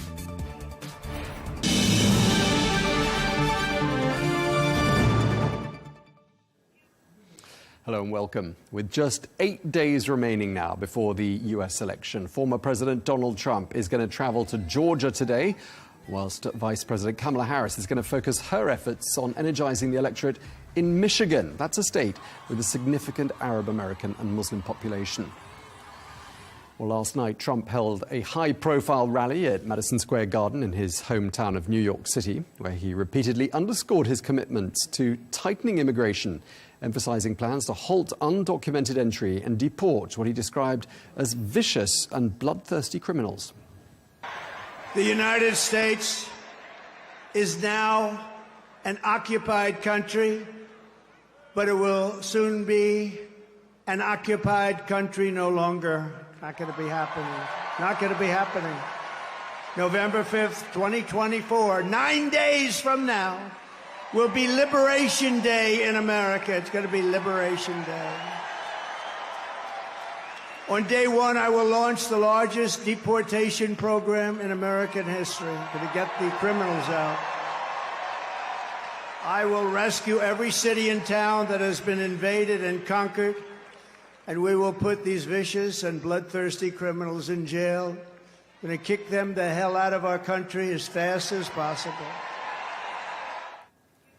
Donald Trump speaking there, while Vice President Kamala Harris campaigned in Philadelphia, Pennsylvania. That's a critical swing state where she urged voters to take an active role in the election. Philly, we have 9 days to get this done. And for the next 9 days, no one can sit on the sidelines. There is too much on the line, and we must not wake up the day after the election and have any regrets about what we could have done in these next 9 days. So let's spend these next 9 days knowing we did everything we could. Kamala Harris speaking there. Well, voter turnout has already reached notable levels. More than 41 million Americans have cast their ballots early. That's according to data compiled by the University of Florida's election lab. Meanwhile, recent polling data suggests a tight race at the national level. A new CBS News YouGov poll released on Sunday shows that Vice President Harris currently holds a slim lead over Trump, with 50% of likely voters supporting her, compared to 49% for Donald Trump. Well, although Harris has a slight edge, the poll's results fall well within the margin of error, indicating a highly competitive contest. Well, in the battleground states, the same poll shows a straight 50-50 split between the two candidates.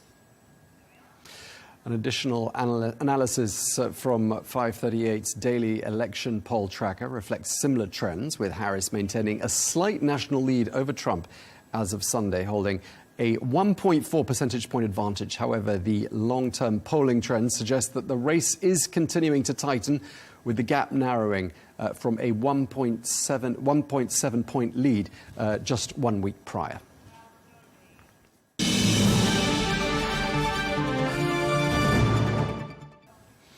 Well, for more analysis of the US election, I'm joined by the former member of Donald Trump's White House transition team, Jan Halper-Hayes, and a former member of and a former senior advisor to Joe Biden and former director of communications for Biden while he was vice president, Mo Vela. Mo, thank you for joining us once again here. Let me start with you, because we spoke back in July, and you told me you thought Kamala Harris was definitely going to beat Donald Trump. Do you still think that?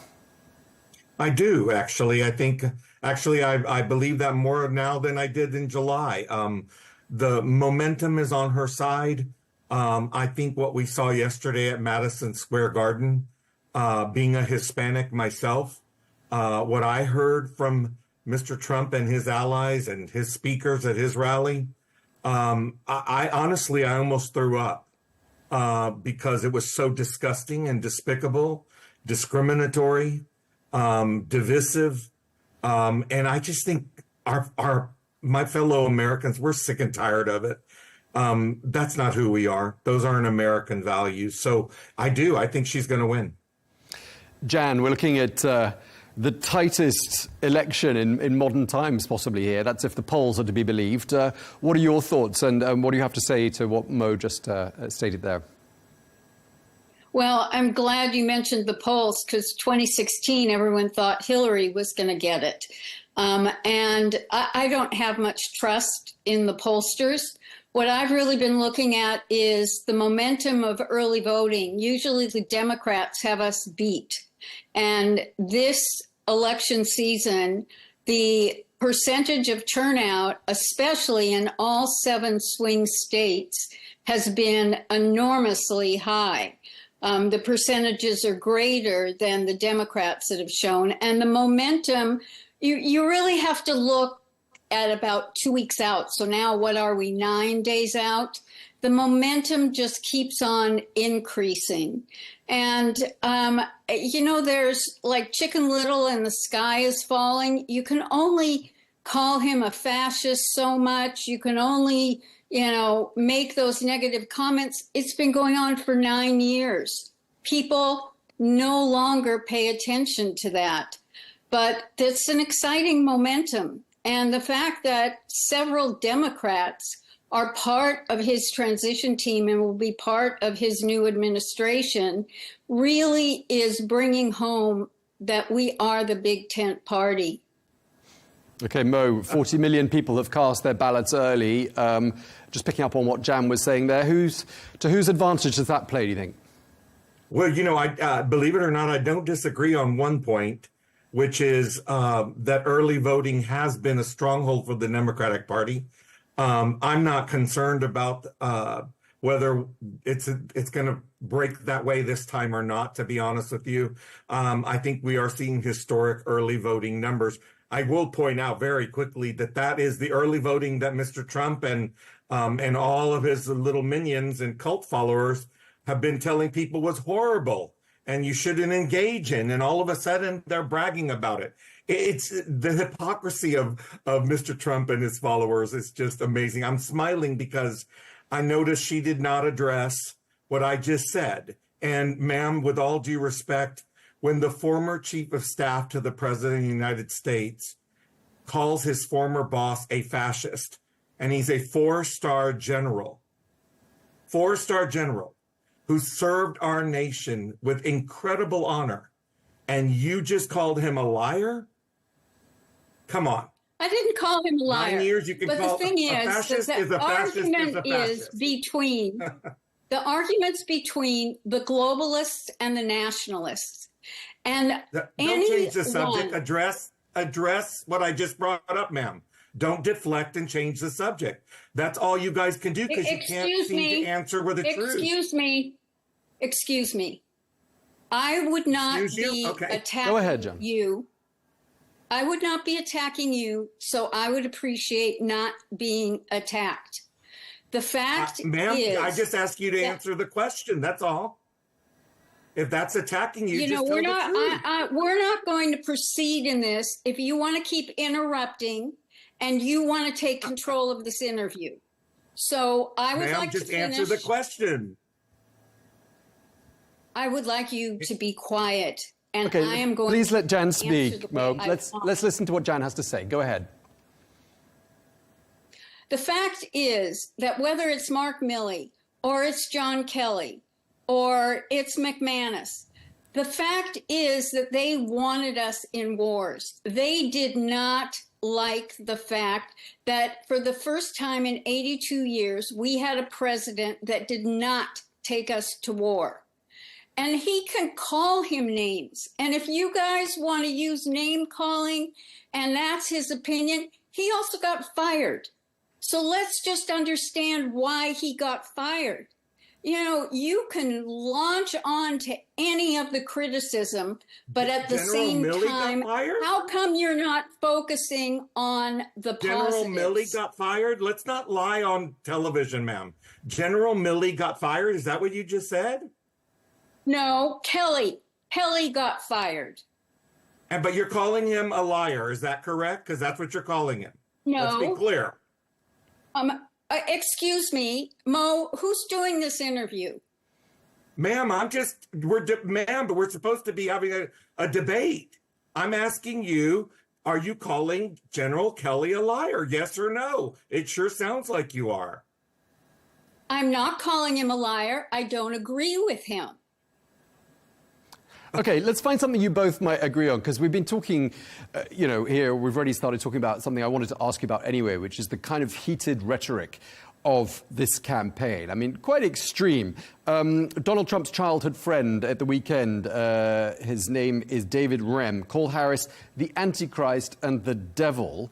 Then a businessman called Grant Cardone said Harris and her pimp handlers will destroy our country. And then we've heard the Democrats using this language like Nazis and fascists. I mean, this is pretty unprecedented language on both sides, isn't it, Mo? To be honest with you, I don't know that we've ever had a more joyful candidate than Kamala Harris. Here's the sad part. When Mr. Trump, every word that comes out of the man's mouth, from the time he came down that escalator the first time, has been hateful and negative and divisive and racist and transphobic and homophobic and misogynistic. All 9 years. All 9 years. So you can either expect, do you really think we're going to sit back and go, oh yeah, just keep saying that she's stupid, which he does every day, that she has a low IQ. And then with all due respect, this lady you have on here is now saying, don't call me names.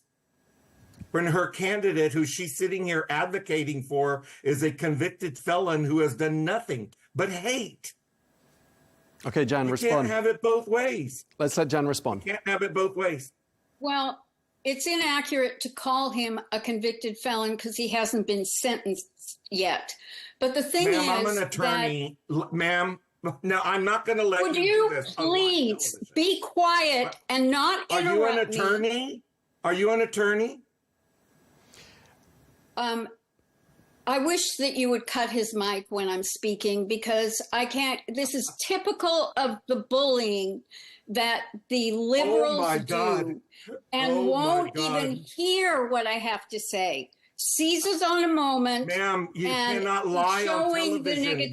Let's let Jan finish her point, and then you can pick up on any of the things you disagree with afterwards. Jan, go ahead. Sure, whatever. But lying is not allowed.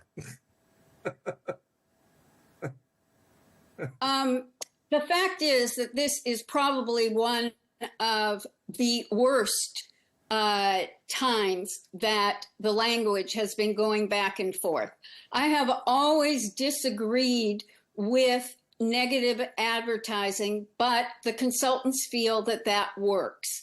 And when you don't stop something, it keeps growing and it gets worse. And that is exactly what's going on. It's unbecoming to both sides. It is not something that, if I were advising, that I would recommend, but it's reality. Mo, I'd like to ask about something that was said at the weekend. The comedian Tony Hinchcliffe, who said the U.S. territory of Puerto Rico is literally a floating island of garbage. I'm wondering how you think that went down, because you have obviously, you come from a Latino community yourself. And I just want to know whether you think as well this might have actually backfired on Donald Trump, because how's that going to go down with people of Latino origin who might otherwise have wanted to support him? There are somewhere close to 500,000 Puerto Ricans in Pennsylvania, the swing state of all swing states, right? And I am going to tell you, as a fourth-generation American of Latino heritage myself, it's not only despicable, it's personal to all of us.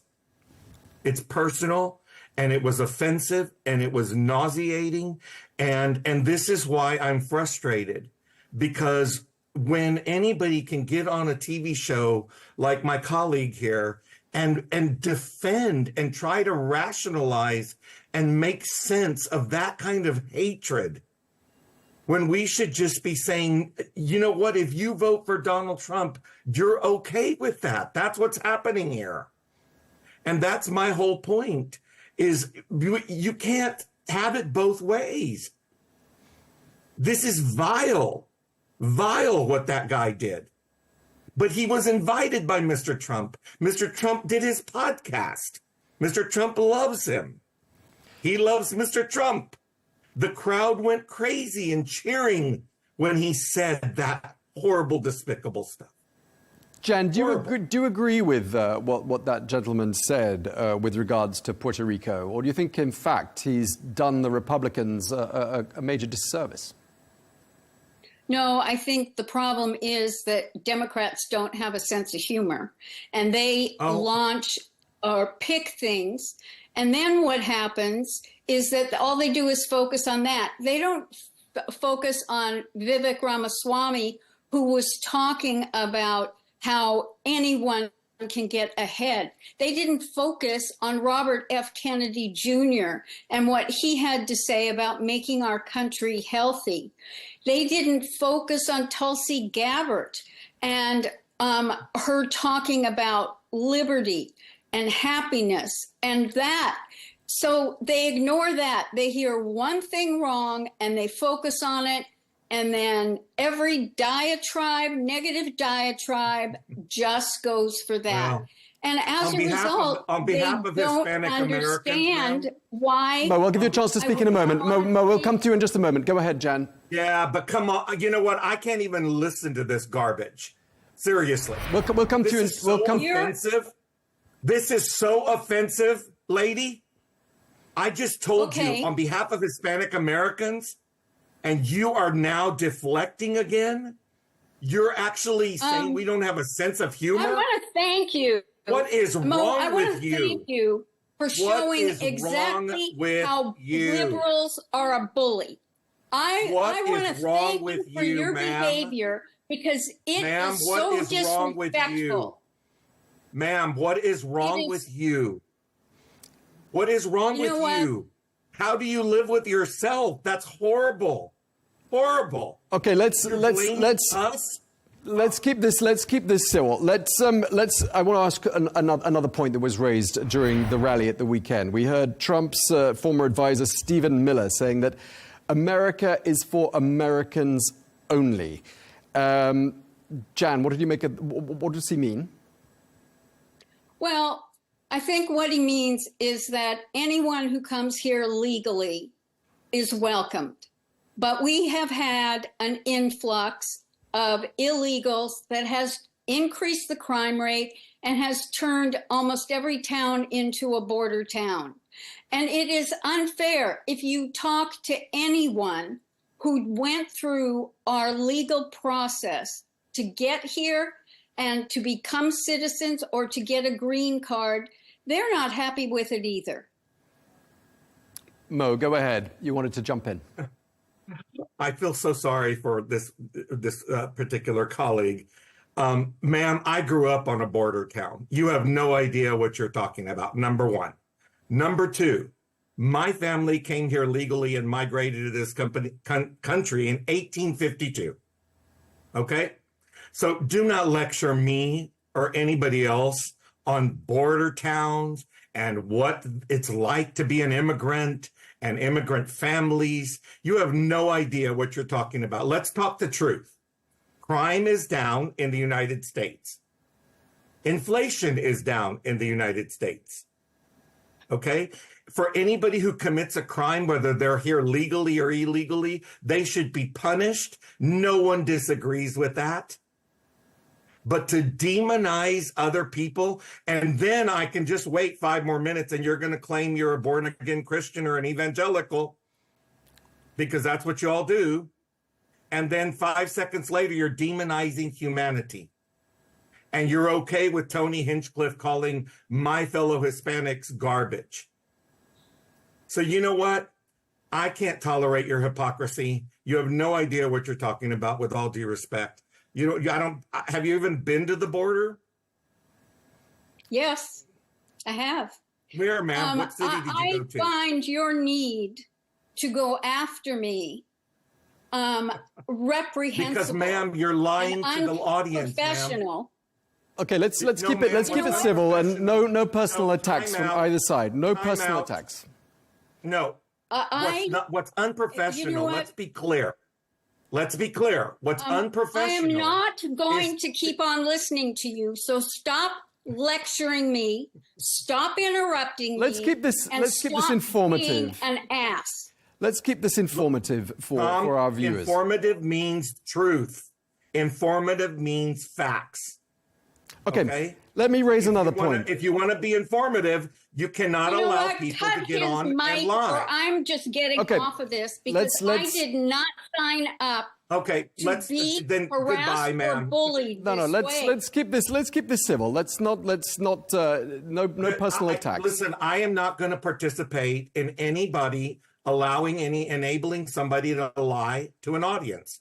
I don't tolerate You're not enabling me. You're allowed to call each other out. Opinion, and if you're going to defend the kind of hatred and vile things that were said, which is what you've done in this interview, you literally you have demonstrated your own behavior of violence. You literally have. All right, can we do a gear change here at this point? I want to. There's some other topics we can talk about, and I'd really like to get your opinion on another element of the program when we've been talking about the situation in the Middle East. I'd like to ask you both, having during this segment, we'll be talking about the situation in the Middle East and what impact it's had on the U.S. election.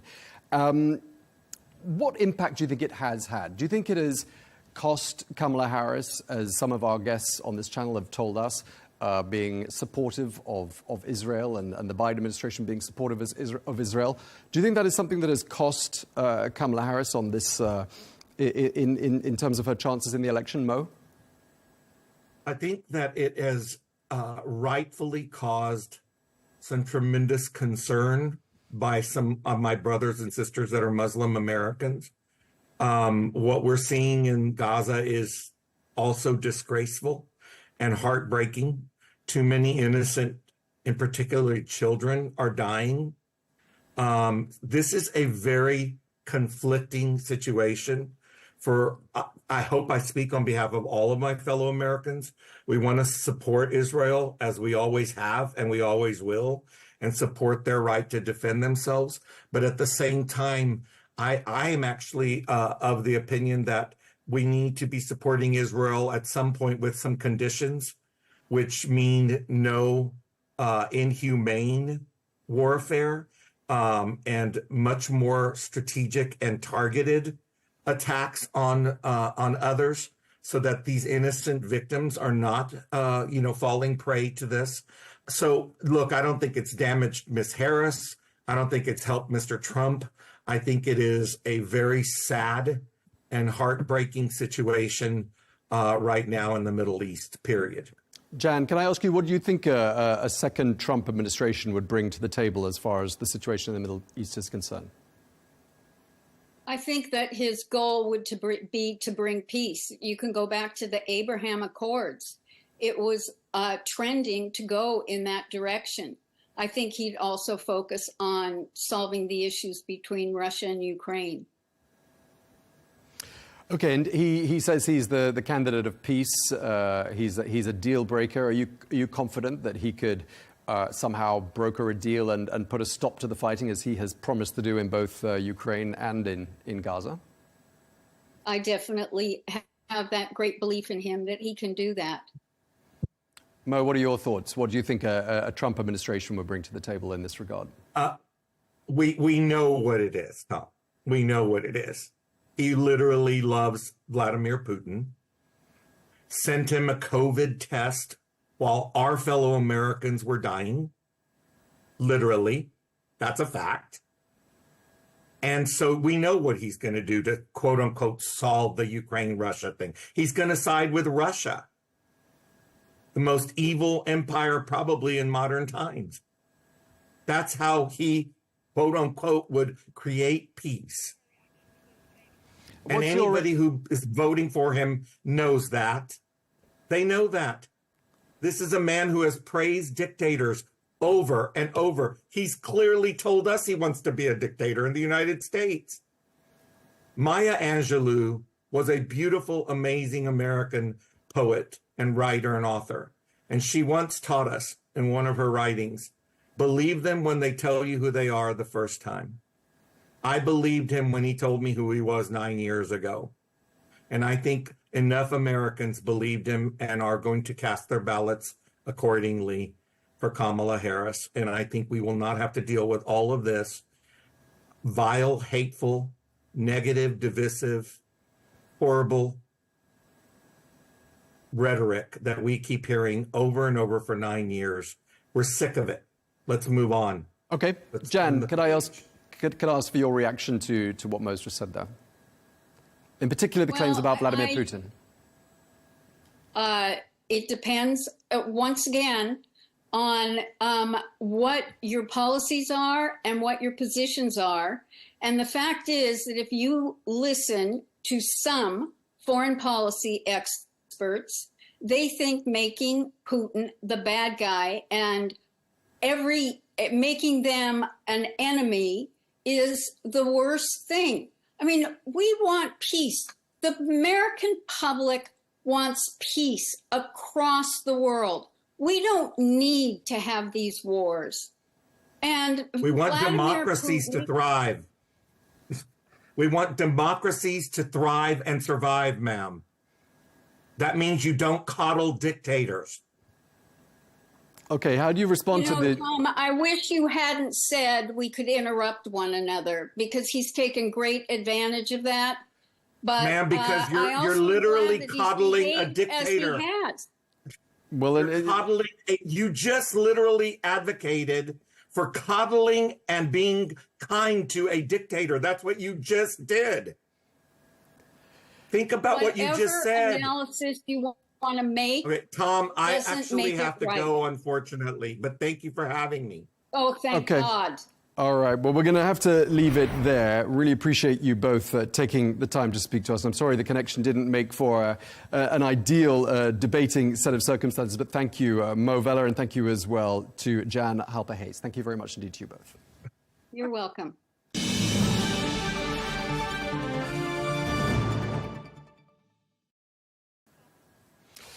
To the situation in the Middle East now, and an Iranian foreign ministry spokesperson says that Tehran is vowing to use all available tools to respond to Israel's attack on military targets in Iran during the weekend. Iran says that Saturday's strikes against military sites killed 4 soldiers, but the attacks were more limited than had been expected. Well, earlier today, Iranian media reported that a civilian was also killed. Well, Israeli officials say the airstrikes were carried out as a direct response to an Iranian missile barrage launched on the 1st of October, which Iran says was in response to the assassination of the Hezbollah leader Hassan Nasrallah earlier on this month. Meanwhile, negotiations aimed at resolving the year-long conflict between Israel and Hamas have resumed in Doha, where diplomats are working to find ways to de-escalate tensions and address humanitarian needs. Well, Egypt has proposed a temporary 2-day truce in Gaza to facilitate the exchange of Israeli citizens for Palestinian prisoners. Well, let's cross now to Michigan, and we can speak to Abed Hammoud, who is a lawyer of Lebanese origin and a former federal prosecutor, who's also the founder of the Arab American Political Action Committee. Thank you so much for taking the time to speak to us. There's an article that appeared this summer in which you were quoted, and it had the headline caption, "Courting the Muslim American Vote, Alienated by Republicans, Taken for Granted by Democrats." Does that sort of roughly sum up the situation in your opinion? That's correct. It was alienated by the Republicans, but recently with the events in the Middle East, I think is also alienated by the Democrats, taken for granted and alienated by Democrats. Why do you say taken for granted?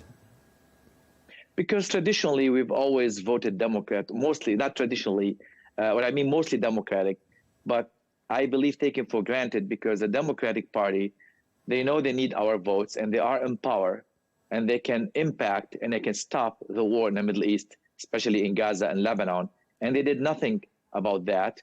In fact, if anything, I genuinely believe the Biden administration encouraged Netanyahu to continue and enlarge his wars by providing weapons and support, political and financial. So to me, if they really wanted our vote, they would not go this route. In fact, they're literally telling us, we're probably going to get your vote regardless, it doesn't matter. And I see that the Republicans are trying harder to get our vote. And from talking to people in your entourage, your friends, your colleagues, people who are also Arab Americans, are they telling you, are you getting a lot of evidence that people are indeed not going to vote for the Democrats based on foreign policy issues? Absolutely. In fact, until a few days ago, no one will actually loudly say that they are going to vote Democratic. Like I said, the important part of what you said is the based on foreign policy. We traditionally, including myself, I'm a long life Democrat. I've always been a Democrat, a lifelong Democrat, and I've always voted Democratic, and I was involved in the Democratic Party. And we've always made these choices based on mostly domestic issues, as both parties were similar when it came to Israel and foreign policy, but they were kind of moderate to a certain extent. The position the Democrats took this time in the Biden administration, which includes Vice President Harris, the position they took towards the war in the Middle East right now, put us all to be one issue voters, which is the Middle East and the war right now. So we all forget about all the domestic agendas. So everybody will tell you, no way, there is no way they'll get my vote. Only in last few days, with a lot of pressure from the Harris campaign, a few Arab American Democrats, people either in office or aspiring to be in office, I'm saying few literally, there may be 10 people met in a room or something like that, and they said we're supporting, Vice President Harris. But I can tell you, I don't have a statistic that's scientific, but the overwhelming majority of our community will either vote third party, nobody, or for Donald Trump. Donald Trump is gaining grounds a lot in this community the last few days. He's been around here a lot too. Yeah, I was going to ask what voter intentions were therefore going to be, and you've answered my question, either Trump or a third party. The word betrayal. But some will not participate, some will not vote. Our PAC actually recommended to skip the presidential race. Okay, so non-participation entirely. Non-participation, but we strongly urge not to vote for Harris or Trump. Okay. I heard the word betrayal being used to describe how a lot of Arab and Muslim Americans feel about President Biden and, by extension, Kamala Harris. Do you think the word betrayal is the right word? Absolutely. Betrayal for more than one thing. Betrayal, first of all, in 2016, Donald Trump won Michigan by 10,000 votes. Our community was not too enthusiastic about Hillary Clinton. In 2020, we came out in numbers. We campaigned hard, including myself and the PAC I founded. We campaigned hard for Joe Biden, who won the presidency, not by a long distance, probably, I think, 150,000 votes, which is still small in a state like Michigan. So we worked hard for them. But it's not just a betrayal for the Arab American or Muslim community. It's a betrayal for the American values and the democratic values, the Democratic Party values that I grew up to believe in and that I worked in a party based on, the human values, human rights values. They're seeing the killing, they're seeing the genocide, they are seeing a person who is out of control, who's happened to be the extreme right in Israel running the place. I don't understand as a Democrat, how can a democratic government in the United States side so strongly and encourage an extreme right government in Israel? I'm not getting it. So betrayal for the values they should be believing in, not just betrayal for our vote. Yeah, during the weekend, we saw Donald Trump campaigning in Michigan. He invited some Muslim leaders onto the stage with him as well. What sort of impact do you think that had? It's going to have a strong impact. I mean, Donald Trump, I can tell you, and I'm no fan of Donald Trump, and I have a lot of reservations. As you said, my background is in prosecution, and I have my views on people who commit crime. So, but the point is that Donald Trump is courting the community in much stronger and more respectful, even though he's not usually a respectful guy, than the Harris campaign is. He stood there, he called them up to the stage, he said positive things about them, he let them speak. I can tell you a lot of people in this community were swayed, not myself, of course. A lot of people were swayed by that and were swayed by the attention he's given. Yeah, he was on the stage at one point, or commentated on by an imam there in Michigan by the name of Bilal. And by the mayor of Dearborn Heights, yeah. And he introduced the mayor and stood there next to him and let him speak, gave him time to speak. And so it's to me, that's he's showing a lot of attention to this community. And for many people, especially not the very sophisticated usually, because you have to look beyond, you have to see a little bit what everybody stands for and not what they say today. And a lot of people were swayed by that. And I'm hearing a lot more people in the last few days saying, we're voting for Trump. Yeah, but I want to ask you a bit more about the numbers, of course, will tell us. Within a week, we'll know. Sure, and just that imam who was there in Michigan on Saturday or Sunday calling Donald Trump the peace candidate.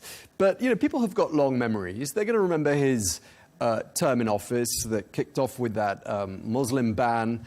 We heard him talking at the weekend about deporting foreigners in large numbers. And people are also going to remember that Donald Trump as president was close to Benjamin Netanyahu. People haven't forgotten that, have they? No, they haven't. Let me tell you, we're not naive. Personally, I can tell you, I know Netanyahu wants Donald Trump today as opposed to Biden, but here's the problem. And people are concerned about the immigration consequences of Donald Trump being elected, although there are laws he cannot sidestep, even though he's good at sidestepping laws. But there are things that can protect people. But that being said, even if it's true everything that people fear from Donald Trump, today we have two choices. The country has two choices.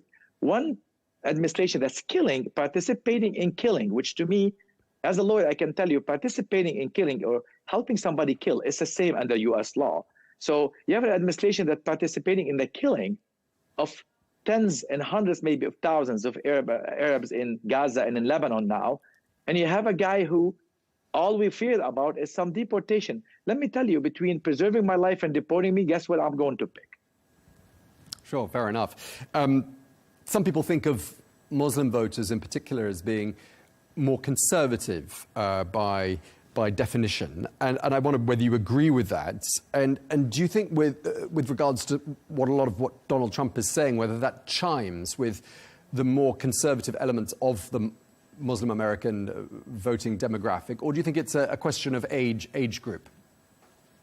You have an excellent and loaded question. I'm going to give you the shortest answer I can. The Republican Party has always, before Trump even, realized there are a lot of commonalities between the Muslim religion and the conservative values, or at least the values that the Republican Party, remember I'm a Democrat, claim to have. So this idea of conservatives going to the Republican Party from the Muslim community has been gaining ground in recent years, but slowly, not at the speed it did, of course, now, as accelerated by the Gaza and the Lebanon events. But there's no question, there are a big segment in the community today that will vocalize their support for Republicans in general and for Trump in particular, based on conservative values and what they believe are the commonalities between what Islam says and what Donald Trump says. The only thing is these people sometimes will not study hard enough to see what Donald Trump personally believes in. But the reality is, absolutely, the conservative value commonality is something the Republican Party has been working on and gaining ground in this community, but the war made them gain much faster ground in much shorter time. And just to be clear, we are talking about a demographic here that is overwhelmingly pro-Palestinian, aren't we? There are almost no exceptions to that. It's not just pro-Palestinians. You have to understand, wherever country we come from, especially those who come from the countries surrounding Israel, we know it's not just we are pro-Palestinians, of course, but we are pro-humanity.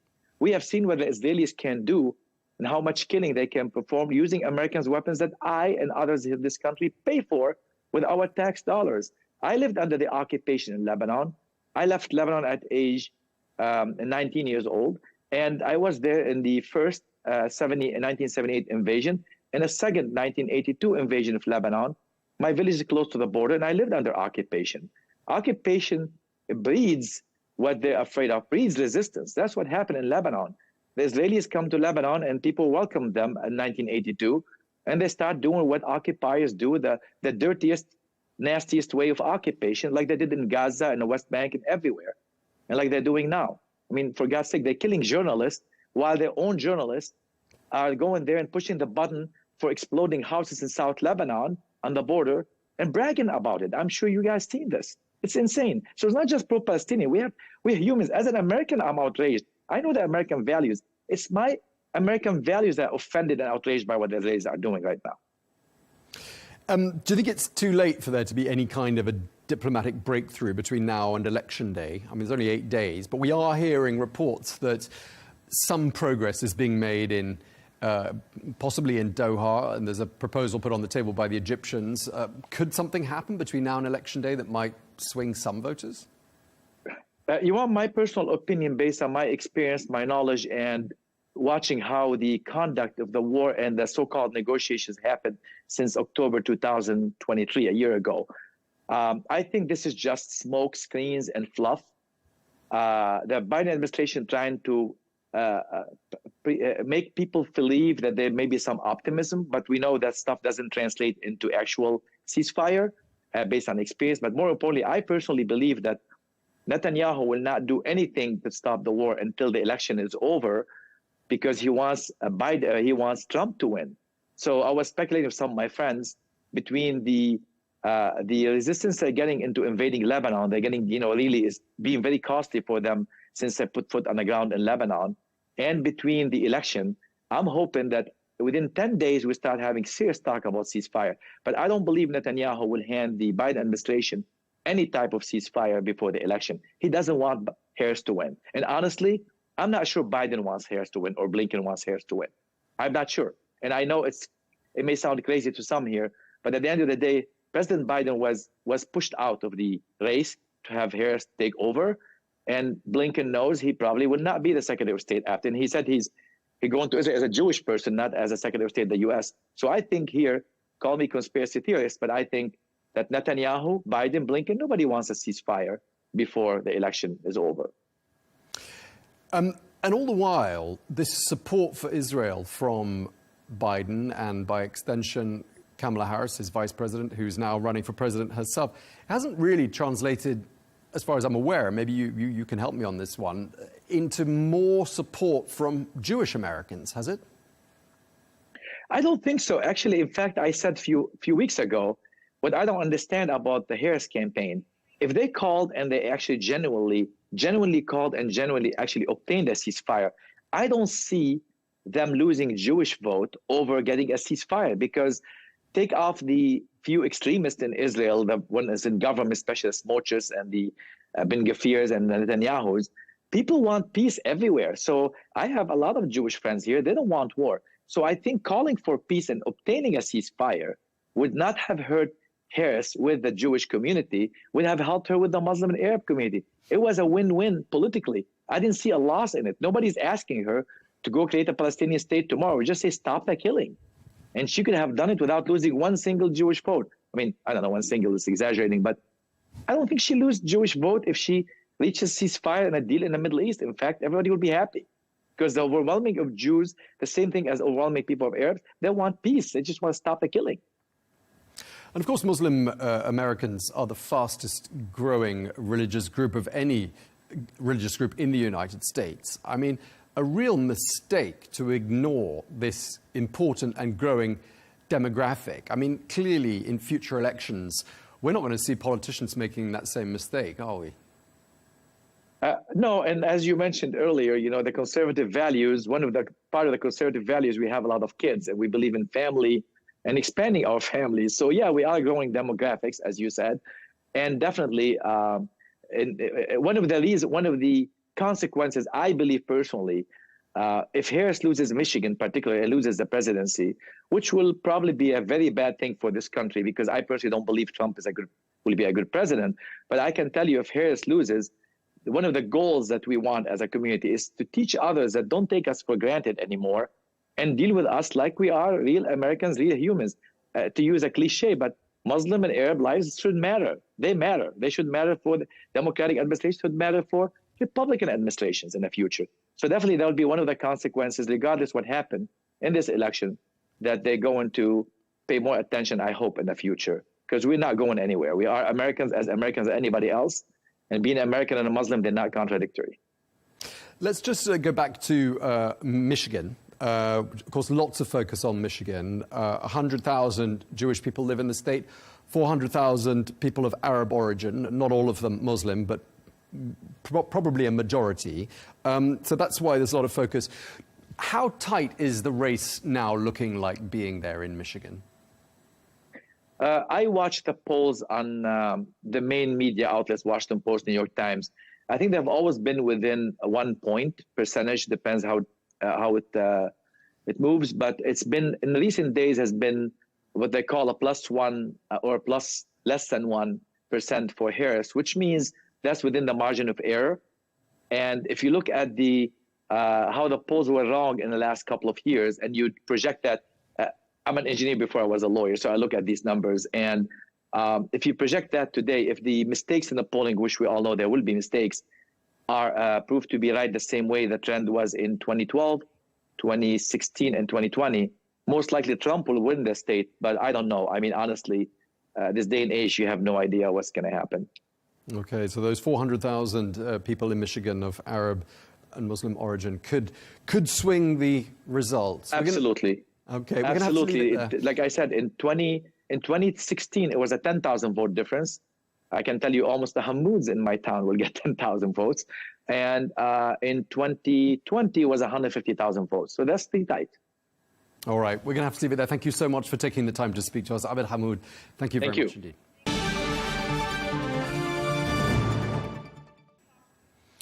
Well, against this backdrop, a pertinent question arises. How will these unfolding events in the Middle East influence the upcoming US elections?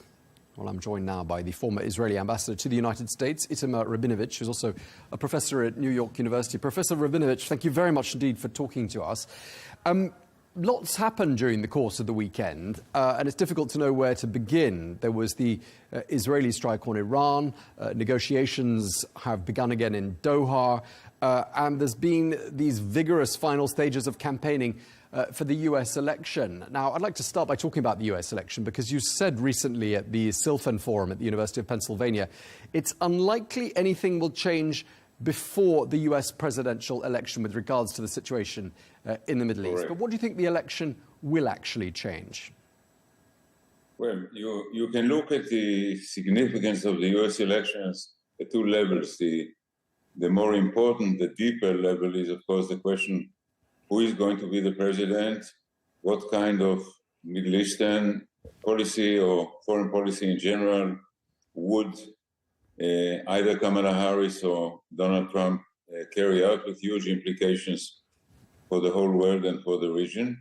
And there is the more immediate question of the actors on the scene, the Israelis, the Lebanese, the Iranians, and the others, who ask themselves, do I really want to make any move or any concession before November 5, before I know who the president is going to be? And the answer to that easier question is no. I mean, no one would want to, quote unquote, waste a concession before they know who the president is going to be.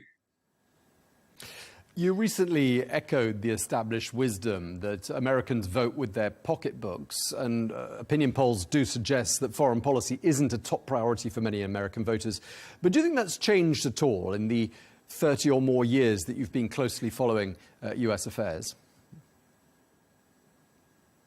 Yes, the average American voter is not particularly interested in foreign policy. People tend to vote more by the pocketbook or by, I'd say, the image, quote-unquote, tribal, ethnic or other preferences, not foreign policy, but yet many Americans would like to know that their president is a person who can manage the foreign policy of the United States and to play the role on the international stage arena that the president of the United States should. I mean, there were American presidents like Bush 41 or Jimmy Carter who had major exploits in foreign policy in the Middle East and yet lost the election for other reasons. Let's talk about the Israeli strike on Iran during the course of the weekend. How do you think Iran might respond? Of course, and most people don't know. I would say this. First of all, the Iranians are trying to minimize the scope and the effect of the attack. And I mean, they have more than one reason for doing that, but one additional reason might be their decision not to respond and therefore to try to minimize the effect and therefore the need to respond to it. Second, during the attack, apparently, Israel successfully, or the Israeli Air Force, successfully destroyed the Iranian ground-to-air missile systems And now, in a way, most Iranian installations are not protected.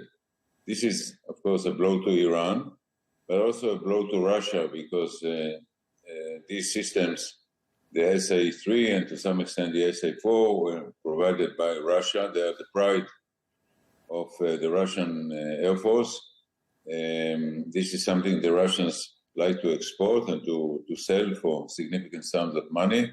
And therefore, it's a blow not just to Iran, but also to its ally, Russia. I know, Professor, you can't second-guess what Iran's going to do, and I appreciate that. But do you buy into the argument that the Iranians have to respond to what Israel did? Because if they don't, they're going to look weak.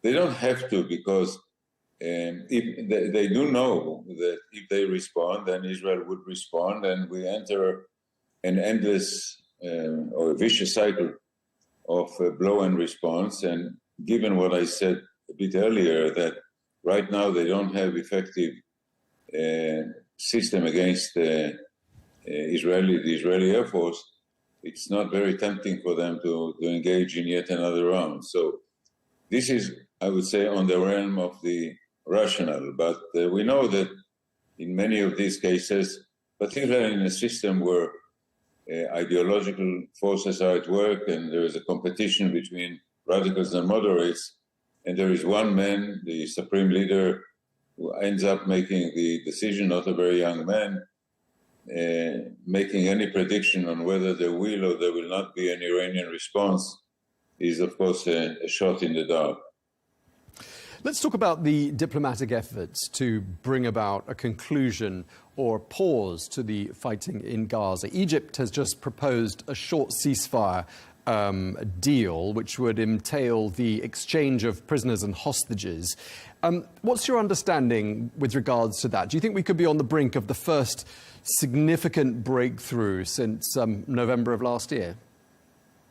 We might. It depends on the question of whether Hamas, after the killing of Sinwar, has been able to put together an alternative, effective leadership that can make decisions and enforce them.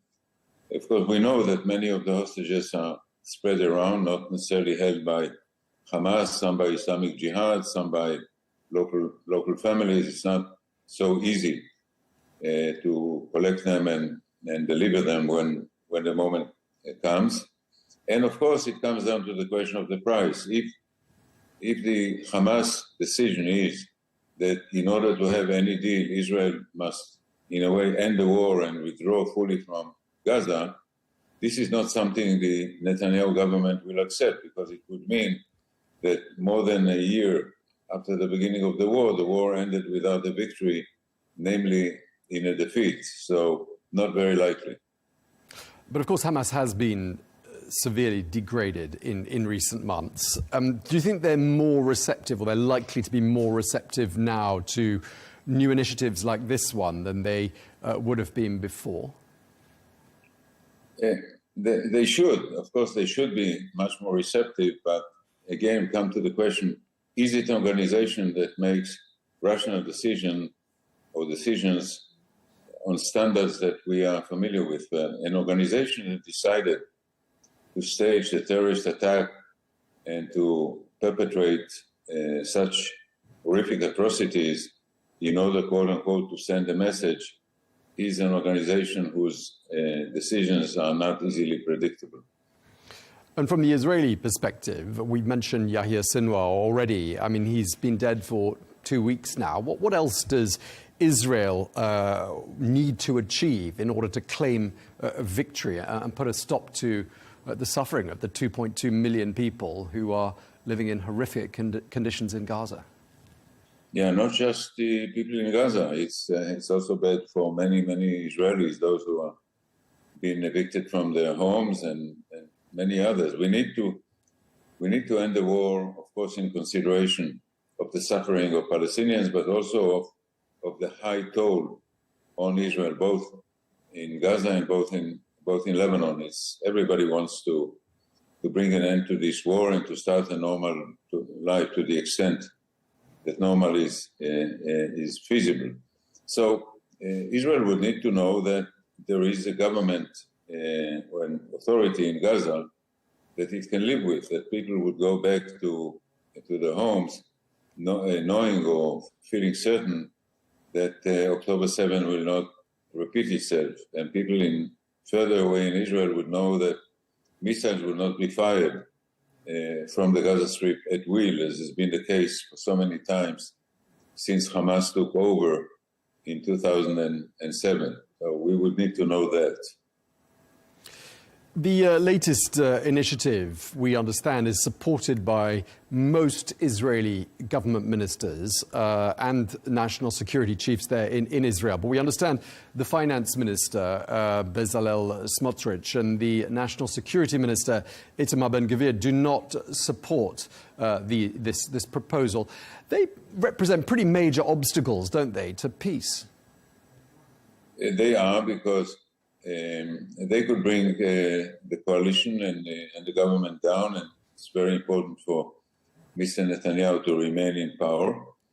If I were in his shoes, I would have made a decision. Of course, it would help if the United States could arrange the normalization between Israel and Saudi Arabia. This would be a jewel in any prime minister's crown, and would enable Mr. Netanyahu to take the risk of losing this government, running for election and doing well, because he would have been the prime minister who achieved normalization with Saudi Arabia. That, of course, depends on a Saudi decision, on the ability of the US government to produce that. Not very easy for an administration about to end its term. So it's not a very high probability prospect, but it could make a big difference. Do you think the right people are at the table with regards to these latest negotiations? And I'm talking about the US, Qatar and Egypt, who are really spearheading the negotiations. Are they the right parties to be at the table, or should there be other parties at the table? Yeah, there's, Egypt and Qatar over the past year have not been very effective in being able to bring Hamas to agree to a deal. I know that Egypt has a clear interest, and Egypt has no particular love for Hamas, which is the Palestinian version of the Muslim Brotherhood. And Qatar is a country known for playing, I would say, very complex games. It has its interest vested in many, many places. So it may not have been the best intermediaries. Okay. When we have an American administration in place, be it a continuation of the Biden-Harris administration or a new Trump administration, which may not be before the winter or early spring, I think we will have perhaps a very effective actor, but this may take time. Yeah, and in terms of the parties and the various players who play a part in this continuing conflict, I mean, looking at the heavy presence of far-right religious and ultra-nationalist politicians in Israel, I mean, they don't sound like people who are at all interested in peace or a two-state solution, do they? Yeah. You don't have to lean on me very hard to get me to say that I'm not an admirer of either Smotrich or Ben-Gvir. I think they don't belong in a government in Israel. I would like to see an election in Israel soon and a new government in place without these two very extremist politicians in power. If you could point the finger of blame at one person for the situation we're in now, and this is a tough question, who would you point the finger of blame at for the situation we are in today with regards to the ongoing violence and the state of war between Israel and the Palestinians? You know, there isn't really one person, but I would put in one country, that's Iran. This is the country that built the so-called axis of resistance, that built the system of proxies around Israel, which includes both Hamas and Hezbollah. Hamas perpetrated October 7. Hezbollah joined the war in a limited way, but joined the war on October 8. Iran, for a long time, tried to hide behind its proxies and use them, but ultimately it had no choice but to step to the front and participate itself. So it is the one party I would point to as responsible for the current situation. I'd like to talk a bit about your time as Israeli ambassador to the United States, because it was a really interesting time for you to have been there, 1993 to 1996. So we're talking 30 years ago. There must have been a huge sense of optimism, given the talks that were taking place at the time and the progress that seemed to be being made. And looking back on that and looking at where we are today must be quite depressing. It is, because my period in Washington, when I was both an ambassador and a peace negotiator with Syria, was a period of high hope. There was the Oslo Accord, there was peace with Jordan, and we were, as I call it in one of my books, on the brink of peace with Syria. There was a degree of normalization with many Arab countries. The Middle East peace conferences took place, and there was a lot of hope in the air. And then around 1995, it began to turn, become ugly, and that was the end of that period. There were subsequent efforts to negotiate both with Syria and with the Palestinian Authority, but none of that came through. You were very close, weren't you, to Prime Minister Yitzhak Rabin? You wrote a biography about him. We're coming up to the 30th anniversary of his assassination, and I just wonder what you think he would make of the situation we're in today. What would he have to say about the state of affairs in Israel and the Palestinian territories today? Of course, he will be disappointed and critical. Rabin at the time wanted to end the conflicts between Israel and its immediate neighbors, the Palestinians, the Syrians, the Lebanese, the Jordanians, in order to deal with what he saw as the big dangers from the east, Iraq at the time, that was Saddam Hussein's Iraq, and Iran. And he was a strategic thinker. He had a vision. And the reason that his death had been so detrimental to the peace process was that he was the one Israeli leader who, A, wanted to make peace, and B, could carry the public with him.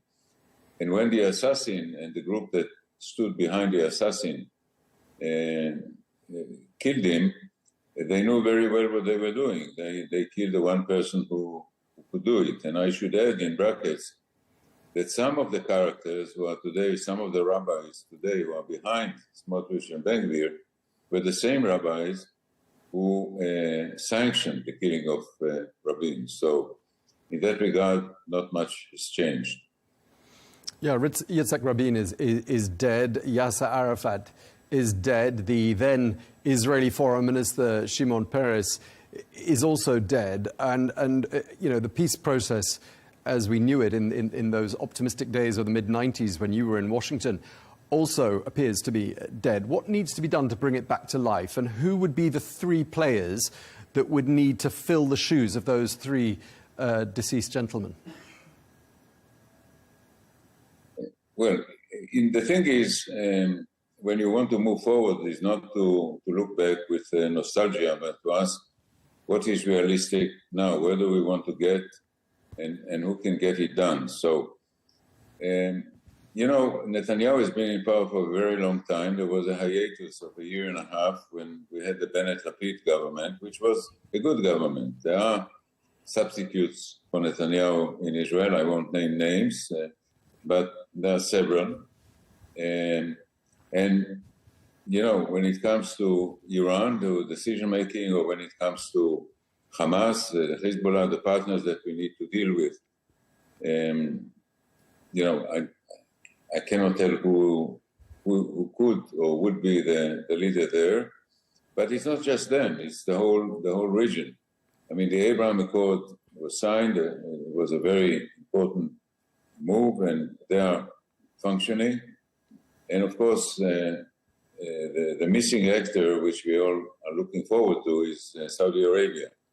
We hope that a way can be found when there is a new administration in the United States to bring about Saudi-Israeli normalization that would be a key element in building a coalition in the Middle East that would contain Iran and prevent it from doing what it has been doing for so long. Professor, this is my last question to you. I just want to ask you, I mean, looking back at these tragic events of the last 55 weeks it's been now since the 7th of October, do you think somehow, and this is obviously requiring a good deal of optimism in your mindset, do you think this could somehow trigger a newfound appetite for peace and for a two-state solution? It could in theory. I'm less optimistic in practice. We had in 1973, 1974, a very rapid transition with Egypt from war to peace. But there was a sense in the air that Egypt and Israel were not enemies. There was the issue of the Sinai, and once it was settled, we could move on into peacemaking and keeping it. The Israeli-Palestinian conflict is much more complex. It's a national conflict between two national movements. Each of them claims that absolute right is on its side. Iran says it is a theocracy dominated by ayatollahs. I'm not that optimistic in that regard. Okay, well, we're going to let you go. Thank you so much for taking the time to talk to us. Professor Thank you for speaking with me. Thank you so much. Thank you very much. Bye-bye.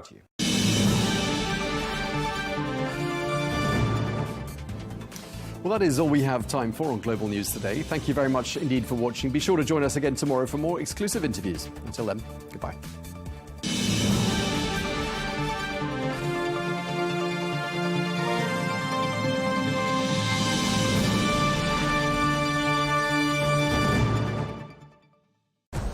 Arabiya News, we go beyond the headlines. From the latest breaking news to in-depth coverage of global events. We're not bought or sold. Nobody owns us. The loss of life, the destruction of property. The conflicts are such a terrible thing. Context and analysis to help you see the full picture. The world is in a very dangerous place. Join us on Arabiya News, It's very impressive. where knowledge meets perspective.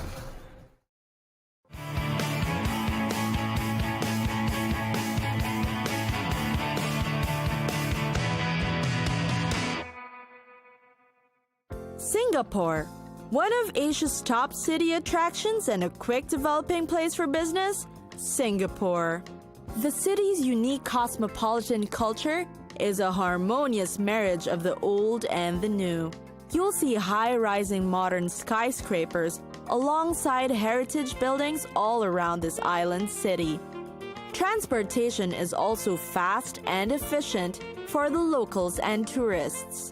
The award-winning Changi Airport provides connections with over 100 airlines flying to more than 200 cities around the world. Because of its pro-business environment, more than 7,000 multinational companies make Singapore an often visited city for work-related transactions. For visitors, Singapore's attraction lies in its good impression as a safe, clean, and efficient place to be. One of the most popular tourist spots is the Singapore Flyer.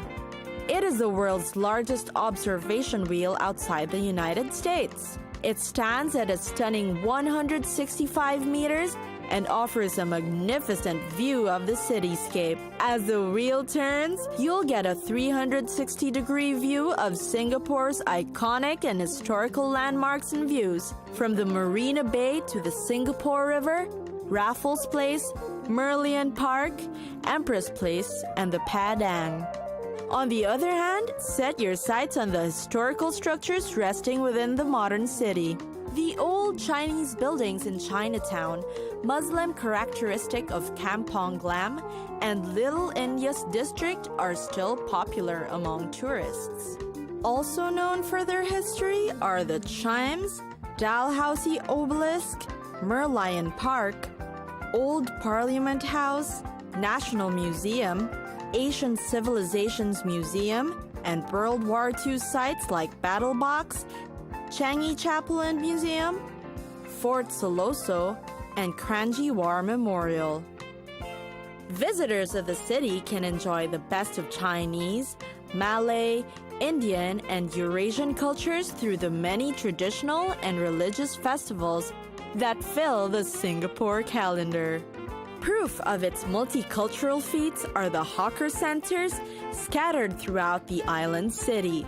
Singapore's first 1960s themed food street, the Singapore Food Trail, serves up a wide selection of local hawker delights. A melting pot of a city, Singapore is a place where individuals of different races live harmoniously together.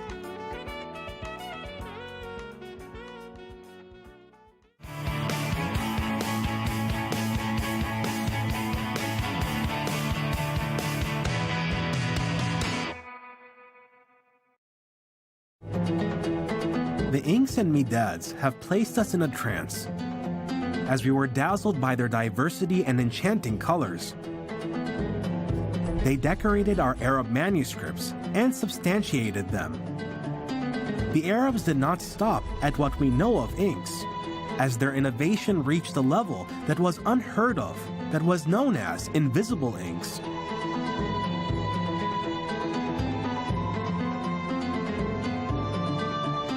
The Arabs succeeded in learning the secrets of inks, and especially invisible inks. They were colorless liquids that, when used on a normal piece of paper, would be unseeable by the reader's eye until after it was exposed to certain changes, which could be heating it up or exposing it to the fumes of certain substances.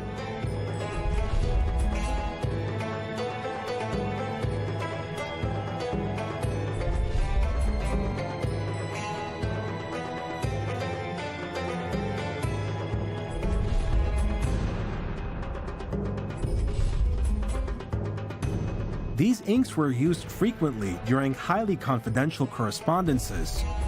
The idea behind it was to use materials that created solutions that were colorless. The ability of Arabs to produce invisible ink was based on taking white zaj, also known as vitriol, and writing with it. Glue would then be wiped onto it to reveal the writing. Another process would be done in a reversed manner, where the person would write with the glue, and the white vitriol would then be applied to the writing. The writing would appear in a different form. There are many ways to produce invisible ink. Despite the development of tools and inks that Arabs used to produce their manuscripts, that did not prevent them from striving for even greater excellence when making their manuscripts. This distinction came through the use of gold and silver in the making of some types of materials that were used to write on special paper. Golden ink was often used when writing the names of the surahs of the Holy Quran, along with their numbers and the number of their verses. It was also used in the titles of important manuscripts of high artistic value. Some masahif were written in pure gold ink.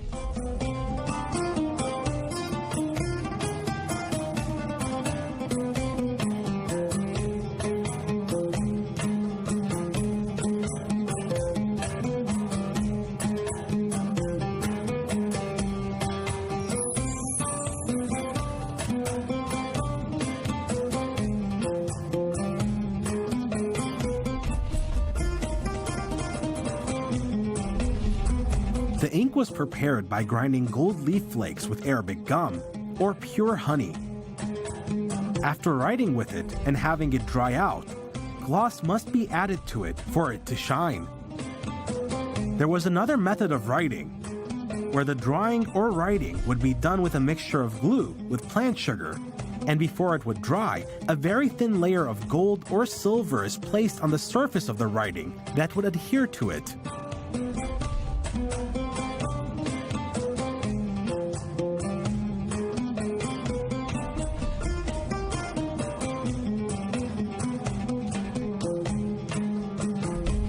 The Arabs reached the pinnacle of writing and mastered its secrets.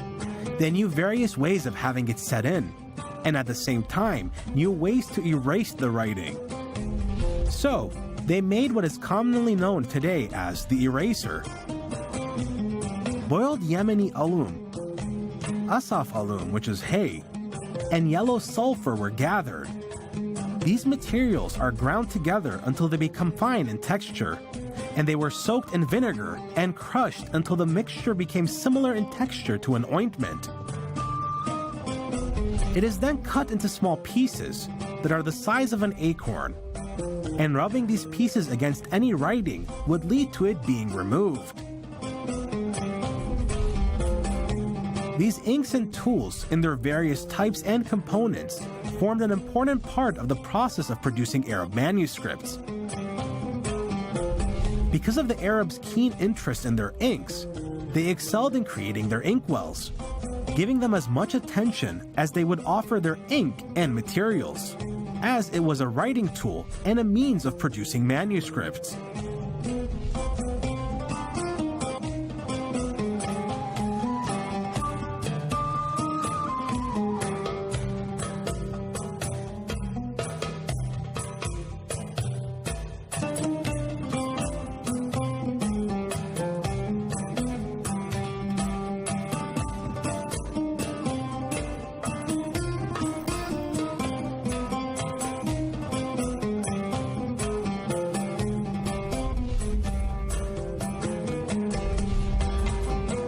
The inkwell is but a cog in the larger mechanism that involves various components, that being the pen case or the dawa.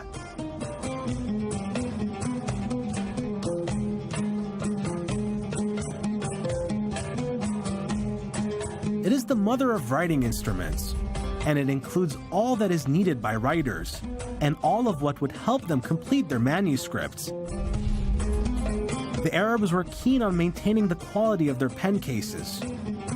They made them from the finest and most expensive of woods. They used ebony, cedar wood, and sandalwood. They would then insert brass and steel into the construction of it to protect it from breaking. The best type of pen cases were of medium size and would be the length of an arm to fit their pens and to ensure ease of carrying.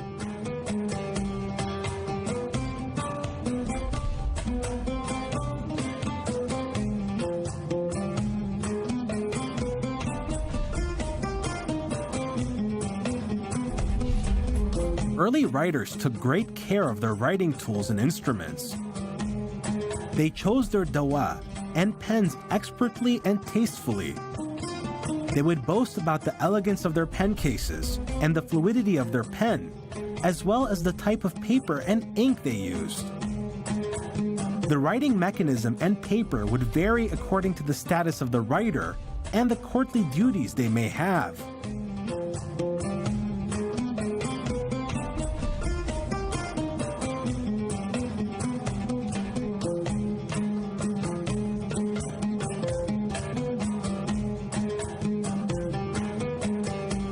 The dawa and pens of the teacher would differ from those used by the caliphates and ministers.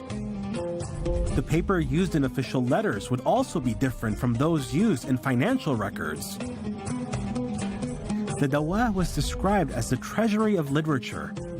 It was carefully crafted and decorated with inscriptions and pictures.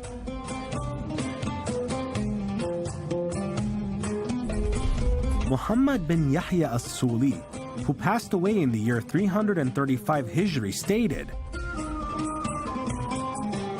"The pen case must be medium in size, moderate in its value, not gentle so as its pens may be shortened by it, nor too large so that it would be a burden to carry."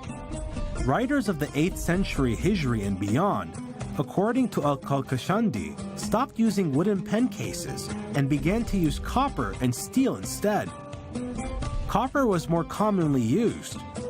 It was part of writing etiquette for the writers to keep their dawa clean and would treat it with salt and camphor every 2 to 3 days.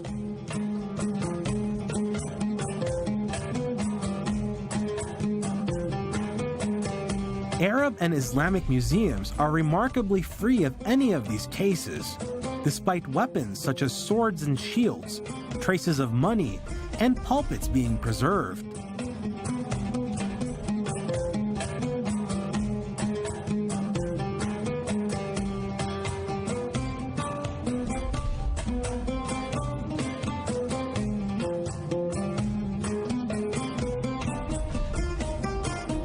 Despite the stir caused by the world of writing, with its tools and equipment, and despite its tradition and the industry behind its workshops, there are no traces of that world remaining, except in the letters left behind those who contributed to it, and the sentences of those who progressed it with details, material, and advice for authors. As Al-Madaini said, "Gather your equipment and work hard to preserve them, as dawas are the treasuries of literature."